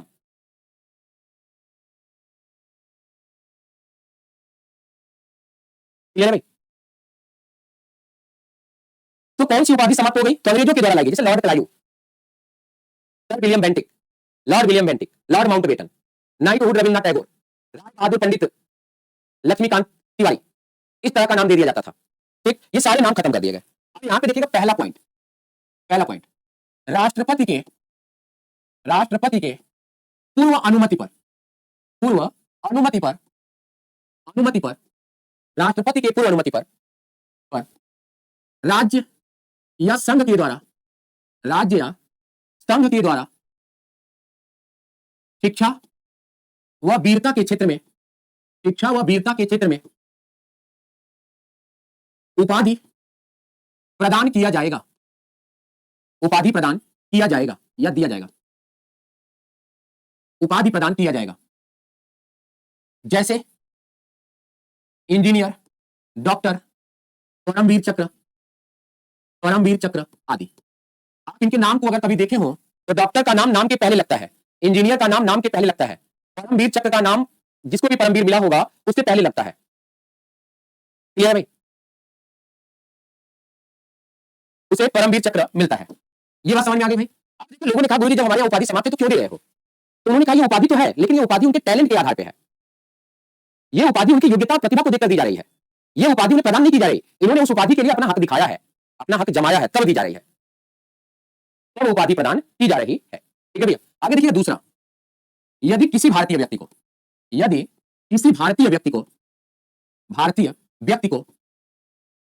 को विदेश में उपाधि मिल रही हो, विदेश में उपाधि विदेश में उपाधि मिल रही हो, मिल रही हो, तो उपाधि ग्रहण करने से पूर्व, तो उपाधि ग्रहण करने से पूर्व, ग्रहण करने से पूर्व राष्ट्रपति की सहमति, राष्ट्रपति की सहमति, राष्ट्रपति की सहमति आवश्यक है, राष्ट्रपति की सहमति आवश्यक है। ठीक है भाई, यदि कोई भारतीय है, उसे विदेश में उपाधि मिल रही है, चाहे प्रधानमंत्री ही क्यों ना हो, तो उनको उपाधि ग्रहण करने से पहले राष्ट्रपति की क्या लेनी पड़ेगी, तो सहमति लेनी पड़ेगी। ठीक है, तीसरा पॉइंट देखिएगा, यदि कोई विदेशी व्यक्ति, यदि कोई विदेशी व्यक्ति भारत सरकार के अधीन, भारत सरकार के अधीन अधीन सेवा प्रदान कर रहा है, सेवा प्रदान करने वाला भारत की नौकरी कर रहा है, भारत सरकार के अधीन सेवा प्रदान कर रहा है, यदि उसे, यदि उसे अपने देश में, अपने देश में उपाधि मिल रही है, उपाधि मिल रहा है, उपाधि मिल रहा है, तो ग्रहण करने से पहले, तो ग्रहण करने से पहले राष्ट्रपति की सहमति, राष्ट्रपति की सहमति आवश्यक है, राष्ट्रपति की सहमति आवश्यक है। क्लियर है भाई? मानिए कोई विदेशी है, जैसे कि भारत का दूतावास विदेश में खुला है, तो अब वहां पे छोटे मोटे पदों के लिए वहीं के लोगों को रख लिया जाता है, क्लर्क के लिए, अकाउंटेंट के लिए, या किसी भी छोटे मोटे पद के लिए, ग्रुप डी के 4th ग्रेड के लिए रख लिया गया वहीं से आदमी। अब वो आदमी को उसके देश में अच्छे काम के लिए उपाधि मिल रही है, तो अब वह व्यक्ति उस उपाधि को ग्रहण नहीं करना पड़ेगा। चलिए हेडिंग बनाइएगा, बालाजी राघवनवाद, बालाजी राघवनवाद। 1954 में भारत रत्न व पद्म विभूषण, वह पद्म विभूषण का, पद्म विभूषण के विरोध, पद्म विभूषण को देने का, देने के विरोध में सुप्रीम कोर्ट गए, सुप्रीम कोर्ट गए। बालाजी राघवन ने कहा कि भैया जब तुम्हें जाना ही नहीं है, जब तुम्हें उपाधि देनी ही नहीं है, तो फिर उपाधि दे क्यों रहे हो? तो कोर्ट ने क्या कहा, जो वाद है वो देखिए, तो कोर्ट ने उपाधि, उपाधि व पुरस्कार में, उपाधि व पुरस्कार में अंतर स्पष्ट किया, अंतर स्पष्ट किया, किया। मतलब सुप्रीम कोर्ट ने अंतर में यही बताया कि भाई किसी की टैलेंट और योग्यता को आप खा नहीं जाएंगे ना, कोई टैलेंटेड है, कोई व्यक्ति योग्य है, तो उसे तो उपाधि मिल जाएगी ना, उसको तो आप समाप्त नहीं करेंगे ना, ये कह दिया गया। ठीक है भाई, तो मना कर दिया गया। चलिए भाई आगे आते हैं, अपने मूल अधिकार में अनुच्छेद 14 में विधि के समक्ष समानता पढ़ा, अनुच्छेद 15 में सामाजिक न्याय पढ़ा, अनुच्छेद 16 में लोक नियोजन में अवसर की समानता पढ़ा, अनुच्छेद 17 में अस्पृश्यता का अंत पढ़ा, अनुच्छेद 18 में उपाधियों का अंत पढ़ा।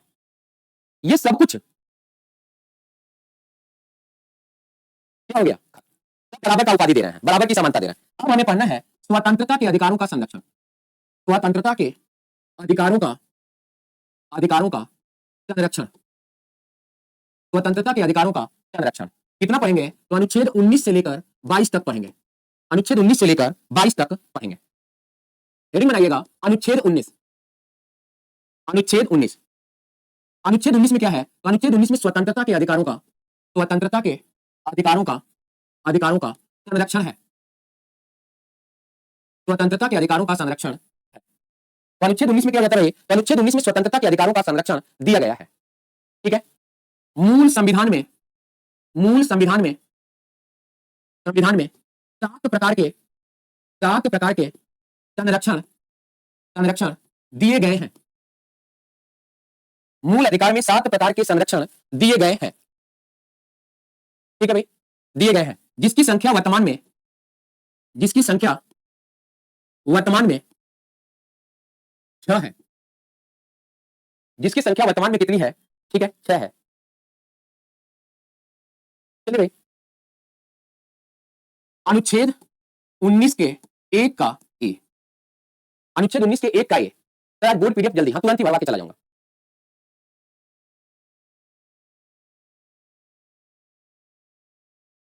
चलिए भैया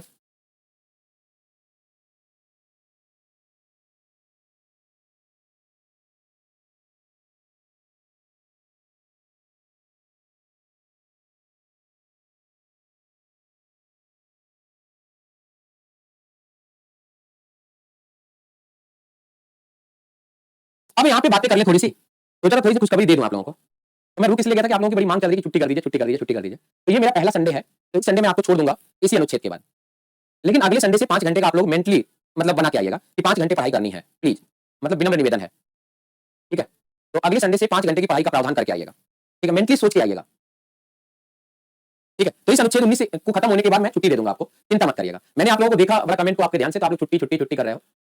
अब मैं आपको 31 दिसंबर का आपका सिलेबस भी दे दूंगा, चाहे उसके लिए मुझे रात में भी एक आध दिन पढ़ाना पड़े आपकी क्लास लगा के, तो मैं रात में भी पढ़ा करके आपका सिलेबस आपको मैं पूरा करके देकर जाऊंगा,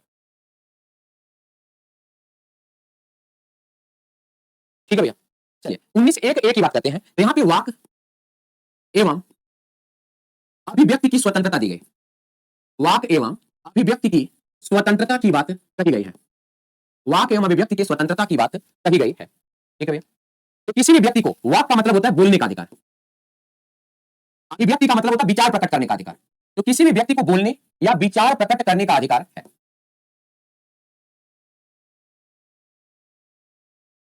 किसी भी व्यक्ति को बोलने या विचार प्रकट करने का अधिकार है, क्लियर है भाई। अब देखिए यहां पर कुछ चीजें आपको प्रदान भी की गई हैं कि आपको 19 के एक के तहत कौन कौन से अधिकार दिए गए हैं, आपको अनुच्छेद 19 के तहत कौन कौन से अधिकार दिए गए हैं या प्रदान किए गए हैं।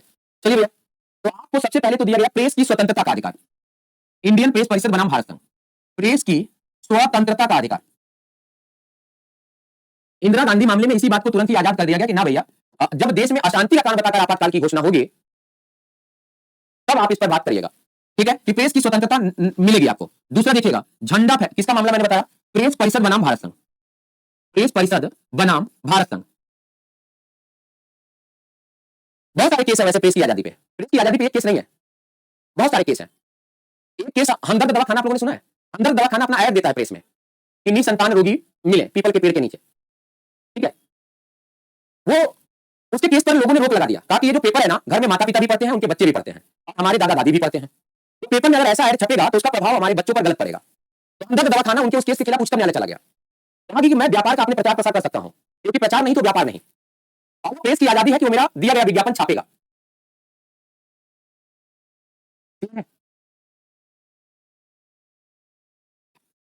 सुधा बेटा मैं बता तो रहा हूं कि ये एक मामले में नहीं हो सकता, ये इसी मामले में आया, केसेस कई हो सकते हैं, 2 केस तो मैंने आपको बता दिया, एक इंटरनेशनल भी केस है अमेरिका का, उस केस में भी प्रेस को आजादी दी गई थी। चलिए झंडा फहराने का अधिकार, झंडा फहराने का अधिकार, झंडा फहराने का अधिकार, नवीन जिंदल वर्सेस भारत संघ 2004 का मामला है, नवीन जिंदल वर्सेस संघ का मामला है, 2004 का मामला है ये, क्लियर है। हर घर तिरंगा ये नवीन जिंदल का देन है, हर तिरंगा ये किसका देन है, नवीन जिंदल का देन है। इंटरनेट चलाने की स्वतंत्रता, कोई केरल का केस था ये, इंटरनेट चलाने की स्वतंत्रता, इंटरनेट चलाने की आजादी है आपको, है ना। अगर भारत सरकार को किसी चीज से दिक्कत है तो भारत सरकार उस वेबसाइट को ही बंद कर दे, कोई दिक्कत नहीं है, क्लियर है। लेकिन आपको इंटरनेट चलाने का अधिकार दिया गया है, किस मामले में दिया गया, केरल का, एस रंगराजन वर्सेस केरल राज्य। चौथा फोन टेपिंग के विरुद्ध स्वतंत्रता, फोन टेपिंग के विरुद्ध स्वतंत्रता, स्वतंत्रता, फोन टेपिंग के विरुद्ध जब स्वतंत्रता की बात आई तो यह केस हो जाता है पीयूसीएल बनाम भारत संघ। फोन टेपिंग का मतलब है जैसे मान लीजिए आपकी महिला मित्र है, आपसे खूब प्रेम करती हैं, लेकिन अब उन्हें किसी और से भी प्रेम हो गया है, तो आपको कह देंगे कि घर में मेहमान आए हैं और अपने अपने दूसरे नए वाले दोस्त के साथ एंगेज हो जाएंगे। अब हफ्ते का मेहमान है, चलता है, महीने भर है मेहमान, ये कैसे चलता है, तो आपको कुछ शक होगा, तो आप उनका फोन टेपिंग कराएंगे, यार इसका पता करो करती क्या है ये, तो फोन टेपिंग आप नहीं करा पाएंगे, क्योंकि फोन टेपिंग आपको कराने का अधिकार नहीं है, पुलिस को क्रिमिनल मामले में कराने का अधिकार है, आपराधिक मामले में कराने का अधिकार है, आप नहीं करा पाएंगे, क्लियर है भाई। तो फोन टेपिंग के विरुद्ध भी आपको आजादी दी गई है। एक और लिख लेते हैं, पांचवा, 5-6 बहुत है वैसे तो इसके, पांचवा देखिए शांति का अधिकार। देखो यदि हमें बोलने का अधिकार है तो शांति का भी, शांति का अधिकार, यदि हमें बोलने का अधिकार है तो चुप रहने का भी अधिकार है। इस्माइल वर्सेस केरल राज्य, वहां पे क्या हुआ कि एक बच्चा विद्यालय में, मुस्लिम धर्म का बच्चा था, विद्यालय में राष्ट्रगान नहीं गा रहा था, लोगों ने केस कर दिया और फिर स्कूल से निकाल दिया स्कूल वाले ने। तो इमरुल इस्माइल जो है इन्होंने क्या किया भाई, केस कर दिया, कहा कि अगर हमें बोलने का अधिकार 19A के तहत दिया गया है तो चुप रहने का भी अधिकार दिया गया है। तो यदि मेरा जो क्लाइंट है अगर वो राष्ट्रगान में खड़ा है उसके सम्मान में तो पर्याप्त है। राष्ट्रगान गाए या ना गाए ये कोई जरूरी थोड़ी है, पर्याप्त है कि वो खड़ा है सम्मान में, तो गाना जरूरी नहीं है। ठीक है भाई, निजता का अधिकार यहां नहीं आएगा, वो मैं आपको 21 से पढ़ाऊंगा। ठीक है भैया, चलिएगा। छठा देखिएगा, सरकारी कामकाज के सूचना का अधिकार। सरकारी कामकाज के सूचना का अधिकार। सरकारी कामकाज के सूचना का अधिकार आपको प्रदान किया गया है। ठीक है भैया, तो आपको सरकारी कामकाज की सूचना का भी अधिकार आपको दे दिया गया। देखिए आपको बोलने का अधिकार है तो अनुच्छेद कुछ स्वतंत्रता पर प्रतिबंध भी लगाया गया है। कुछ स्वतंत्रता पर प्रतिबंध भी लगाया गया है। आपको बोलने का तो अधिकार है लेकिन देश की एकता व अखंडता के लिए नहीं बोलेंगे। देश की एकता व अखंडता को प्रभावित नहीं करेंगे। पता चला आपके बोलने से दंगा हो जा रहा है तो आपको ऐसी भाषा का प्रयोग नहीं करेंगे। ये बातें आपको नहीं बोल सकते। दूसरी बात, मानहानि नहीं करेंगे। मानहानि नहीं करेंगे। आपको बोलने की आजादी दी गई है तो इसका यह मतलब नहीं कि आप किसी का मानहानि कर दें। शिष्टाचार, अशिष्ट व्यवहार नहीं करेंगे, यानी किसी के साथ आप गाली गलौज नहीं करेंगे। अशिष्ट व्यवहार नहीं करेंगे, यानी आप किसी के साथ गाली गलौज नहीं करेंगे। ठीक है भैया, किसी का मानहानि नहीं करेंगे, गाली गलौज नहीं करेंगे। और क्या नहीं करेंगे भाई? तो लोक व्यवस्था को भंग नहीं करेंगे।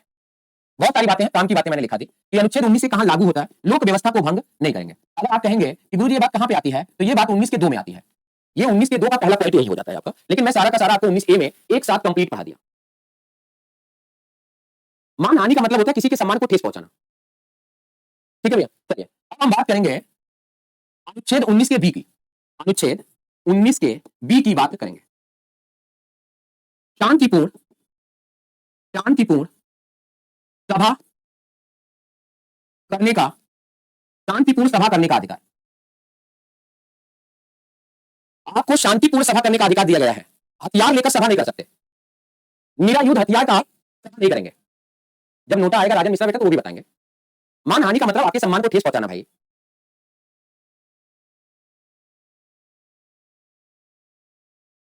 चलिए देखिए, मैंने कहा ना बहुत सारे मामले आएंगे।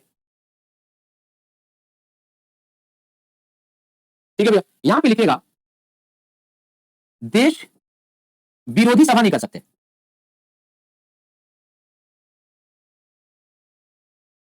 सशस्त्र सभा नहीं करेंगे। हड़ताल करने का अधिकार नहीं होगा। हड़ताल करने का अधिकार नहीं होगा। क्लियर है भाई?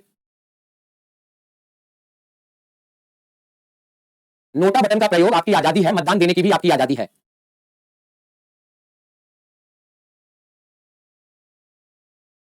क्लियर भाई? हेडिंग बनाइएगा अनुच्छेद 19 का सी, संस्था, संगठन, समिति बनाने की स्वतंत्रता। संस्था, संगठन, समिति बनाने की स्वतंत्रता। यहां पे एक बात लिखिएगा, 97वां कॉन्स्टिट्यूशनल अमेंडमेंट एक्ट 2011 के द्वारा सहकारी समिति को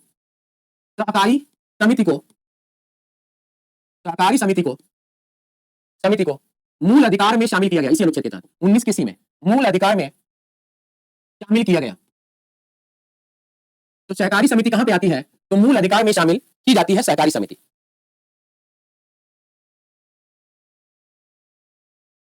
ठीक है भैया, तो संस्था, संगठन, समिति बनाने का अधिकार होगा।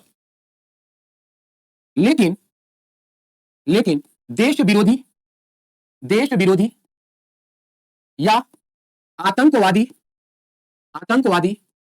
नक्सलवादी संगठन बनाने का अधिकार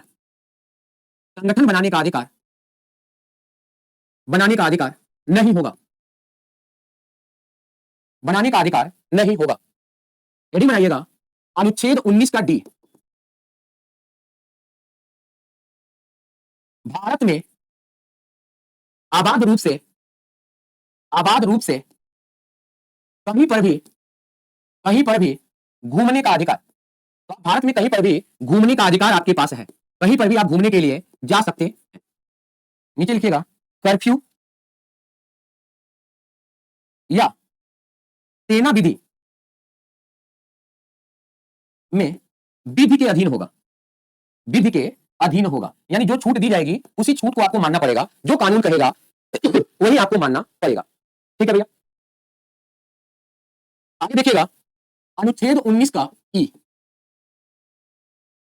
भारत में कहीं पर भी निवास करने या बसने की स्वतंत्रता, निवास करने या बसने की स्वतंत्रता, निवास करने या बसने की स्वतंत्रता। तो आपको संपूर्ण भारत में कहीं पर भी निवास करने या बसने की क्या हो जाएगी, स्वतंत्रता हो जाएगी। लेकिन यहां पे आप ये कह सकते हैं कि एससी एसटी समुदाय को छोड़कर, एससी एसटी समुदाय को छोड़कर पर्वत क्षेत्र तथा असम, मेघालय, मिजोरम को छोड़कर,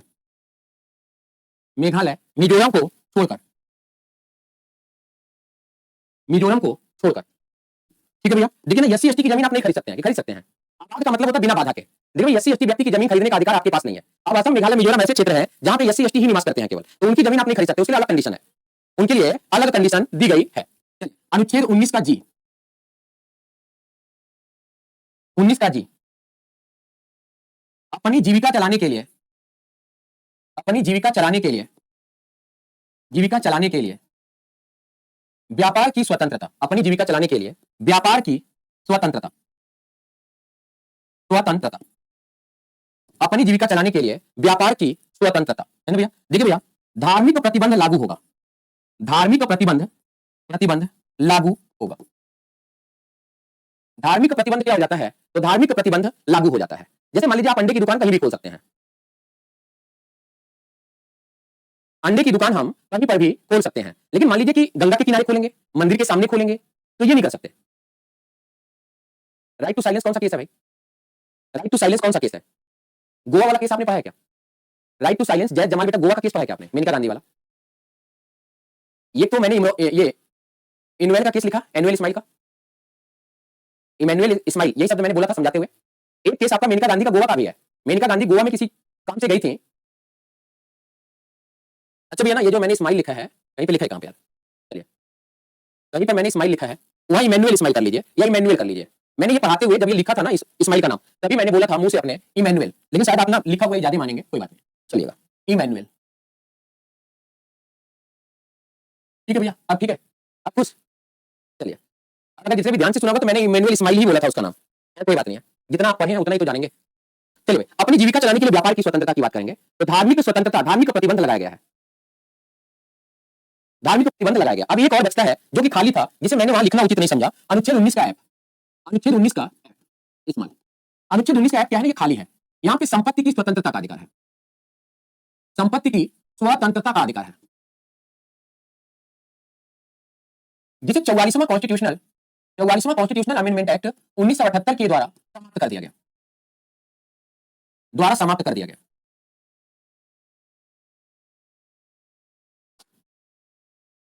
ठीक है भैया। नाजिया, नाज बेटा नहीं हो पाएगा एक दिन में, क्योंकि बड़ा टॉपिक है। मैं तो 4 घंटे में अभी 19 के ऐप तक ही पहुंच पाया हूं। मैं सोचा था कि 5 घंटे में पूरा हो जाएगा। अभी पता है, मैं अनुच्छेद 20, 21 और 21 का ये 3 आर्टिकल ही 1 घंटे पढ़ाऊंगा। फिर उसके बाद मुझे अनुच्छेद 32 पढ़ाने में आधा घंटा लगेगा, तो 1.5 घंटा ये प्लस 40 मिनट और, यानी अभी भी मुझे 2 ढाई घंटे का समय चाहिए इस टॉपिक को पूरी तरह से फिनिश करने के लिए। 301 ये नहीं बेटा, केवल 301 मुरली प्रशांत यादव जी, 308 के अंतर्गत, वो भी कैपिटल ले लिखिएगा, 308 के अंतर्गत कानूनी अधिकार है। ठीक है भैया, चलिए अब आइए, क्वालिटी में कितना आता है बेटा, आने के आधार पर यदि आप पढ़ाई करना चाहते हैं तो ये सब सब्जेक्ट थोड़ा सा आता है। आने को तो 2, 4 क्वेश्चन, 5 क्वेश्चन, 10 क्वेश्चन भी आ सकता है। तो आने के आधार पर यदि आप पढ़ाई करोगे कि कौन सा विषय कितना आता है, तो फिर छोड़ते चले जाइए तो 0 हो जाएगा। चलिए, संपत्ति की स्वतंत्रता का अधिकार। आप सभी गांव से आते होंगे, गांव में रोज सुबह सुबह जगते होंगे तो लड़ाई होती होगी, गांव में रोज सुबह सुबह जगते होंगे तो लड़ाई होती होगी, तो पता चलेगा कहीं लड़ाई होगी, तो फलाने के जमीन में फलाने घूर फेंक रहे थे, मतलब घर का कूड़ा फेंक रहे थे, इसीलिए लड़ाई हो गया। तो वो लड़ाई क्यों लड़ते हैं खुद ही, कोर्ट क्यों नहीं चले जाते? तो कोर्ट इसलिए नहीं जाते क्योंकि आबादी के जमीन पर किसी और व्यक्ति का अधिकार नहीं है, जिसने कब्जा मार लिया उसी का अधिकार है। अब कब्जे वाली जमीन है तो दूसरा आदमी भी कूड़ा फेंक करके कब्जा ही तो करना चाह रहा है, तो इसलिए संपत्ति की स्वतंत्रता को यहां से हटा दिया गया कि सब अपने लिए संपत्ति की मांग करने लगेंगे, सब लड़ने लगेंगे, सब कहने लगेंगे। ठीक है, तो इसलिए संपत्ति की स्वतंत्रता को हटा दिया गया। तो कल मैं इसे फिनिश कर दूंगा, चिंता मत करिए। तो कल आपका मूल अधिकार लगभग फिनिश हो जाएगा, जबरदस्ती खींच के नहीं पढ़ना है, पढ़ना उतना ही जितना हम कर सकें, तुरंत ही पीडीएफ डल जाएगा, ठीक है। और सबको समझ में आया होगा ये मैं उम्मीद करता हूं। आज की 4 घंटे की क्लास नहीं हो पाई है, 3 घंटे 40 मिनट मैंने पढ़ाया होगा, क्योंकि 20-25 मिनट बीच में मैंने आप लोगों को प्रवचन दिया है। हालांकि मुझे प्रवचन देने का कोई अधिकार या राइट्स नहीं है, लेकिन मुझे भी आजाद रहने का अधिकार है। आपको पहले दिन क्लास लेते हुए ही पता चल गया कि इस पूरी क्लास को प्रभु सर पढ़ाने वाले हैं। दूसरी बात, हर टीचर अगर एक जैसा पढ़ाता तो फिर मैं भी खान सर जैसा ना होता, मेरी भी अपनी कोचिंग ना होती, मैं भी अपनी संस्था चलाता। तीसरी बात, आप जीवन में हमेशा उसकी कदर करिएगा जो आपके लिए खड़ा रहेगा, जो आपके लिए लड़ेगा। आप उसकी कदर कभी मत करिएगा कि फलाने होते तो ये हो जाता, कभी उनको याद ना करिए। मेरे हिसाब से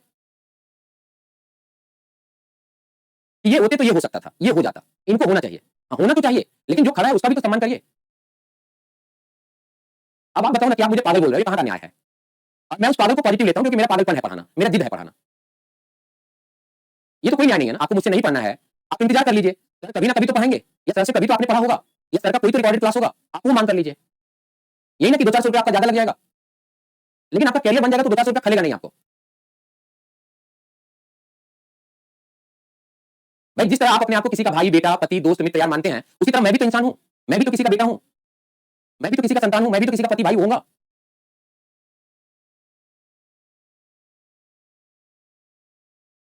यदि आपको कोई पागल बोले तो आपको बुरा लग जाएगा, तो वैसे दूसरे इंसान को भी समझिए ना। मैं तो साफ कह रहा हूं, आपकी आजादी है। आपको अगर मेरा पढ़ाया हुआ समझ नहीं आ रहा, मेरा कुछ बताया हुआ समझ नहीं आ रहा, तो पूरे आजाद हैं, आप कहीं से कुछ भी पढ़ लीजिए। और आप तो इतने बड़े हैं कि आप कंटेंट जुटाकर भी पढ़ सकते हैं, ठीक है। तो बस मुझे इस बात का थोड़ा सा झटका लगाया कि मैं इनके लिए ये सोचा कि चलो 10 जनवरी 9 जनवरी को उनका पेपर होना है, मैं इनके साथ मेहनत करूंगा। मुझे 1 घंटे की क्लास दी गई थी, मैंने उसे 1.25 घंटे कराया है, और 1.25 घंटे की क्लास को मैं डेली 1.5 घंटे पढ़ाता हूं। मैं चाहूं तो 1.25 घंटे की क्लास को 10 मिनट पहले छोड़ दूं, लेकिन नहीं, मैं आपको 10 मिनट ज्यादा पढ़ाता हूं। क्या आप में से कोई मेरा सगा है, कोई खून का रिश्तेदार है, कोई मेरे चाचा भाई का लड़का है, बताइए ना। लेकिन फिर भी मैं क्यों कर रहा हूं आपके लिए? मुझे तो 1.25 घंटे की क्लास मिली है ना, मैं 1.25 घंटे की क्लास को 10 मिनट पहले रोक सकता हूं, 5 मिनट पहले रोक सकता हूं ना। मैं क्यों 5 मिनट ज्यादा आपको पढ़ाता हूं? क्या लालच है मेरी?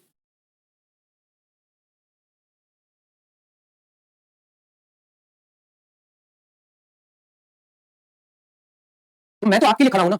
इस संडे को आप देखिए ना, कोई क्लास लगी आपकी? नहीं लगी है। क्या सबका सिलेबस बैलेंस है? नहीं है।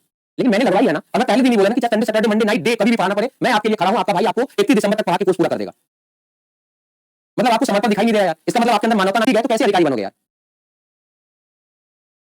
समाज के लिए आप है नहीं होती। हर किसी के गेन करने की क्षमता एक जैसी नहीं होती, इसलिए कोई थोड़ा पहले सेलेक्ट होता है, कोई थोड़ा बाद में सेलेक्ट होता है, और कोई बिना सिलेक्शन के टैलेंटेड होते हुए भी वापस खाली हाथ घर लौट जाता है। सारा ज्ञान होते हुए भी लौट जाता है। क्यों? क्योंकि वो जितना पढ़ाई करके गया, शायद इत्तेफाकन पेपर में वही चीज नहीं आया जो उसको अच्छे से आता था। टैलेंटेड होते हुए भी वो घर चले गए खाली हाथ। तो वैसे ही टीचर भी होता है, हर कोई टीचर एक जैसा कैपेसिटी वाला नहीं है। अगर मैं भी करण सर के जैसा बढ़िया पढ़ा रहा होता तो मैं भी पटना में होता, मैं भी ऑफलाइन पढ़ा रहा होता, हजारों लाखों बच्चों को पढ़ा रहा होता। मैं तो अभी अपनी पहचान बनाने के लिए परेशान हूं। जिस दिन मेरी पहचान भी बन जाएगी, मैं भी ऐसा ही करूंगा, अपनी फोटो डलवा के बैच लॉन्च करा लूंगा, फिर जब पढ़ाने की बारी आएगी तो किसी को भेज दूंगा कि यार ऐसे ही तो मैं भी मास्टर बना था, जाओ तुम मेहनत करो। तो मुझे तो मौका मिला है आपको पढ़ाने का, अवसर है, और इस अवसर को मैं दोनों हाथों से लिया हूं। नहीं तो मैं भी कह देता कि मैं लॉन्चिंग में नहीं था, मेरा तो नाम नहीं था कहीं, जब आप एडीओ का बैच लॉन्च कर रहे थे, हमसे पूछा तक नहीं गया था, तो मैं क्यों पढ़ाऊंगा? करण सर का बैच है, सर पढ़ाए अपना। लेकिन ये केजीएस संस्था है, एक व्यक्ति विशेष संस्था नहीं है ये। सर कहीं और बिजी हो जाएंगे तो आपका सिलेबस पूरा नहीं कराया जाएगा। ऐसा नहीं है कि करण सर खाली थे और आपका क्लास नहीं लिए, वो किसी और काम में व्यस्त थे, इसलिए वो क्लास वो नहीं ले पाए। लेकिन आप लोगों को समझ ही नहीं है भाई। चलिए, मैंने पहले दिन कहा चेहरा देख के मत पढ़िए, कंटेंट पढ़िए। आपको मैंने इतना पढ़ा दिया है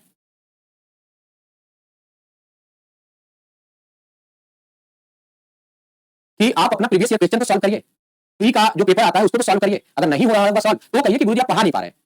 अब आप ये भी नहीं कहते गुरुजी आप पढ़ा नहीं पा रहे, आप समझा नहीं पा रहे, आप बस एक ही बात कहते हो कि आपका आंसर नहीं हो। तो वो तो मैं भी कह रहा हूं कि मैं नहीं हूं। ठीक है, तो आज के लिए इतना ही, धन्यवाद।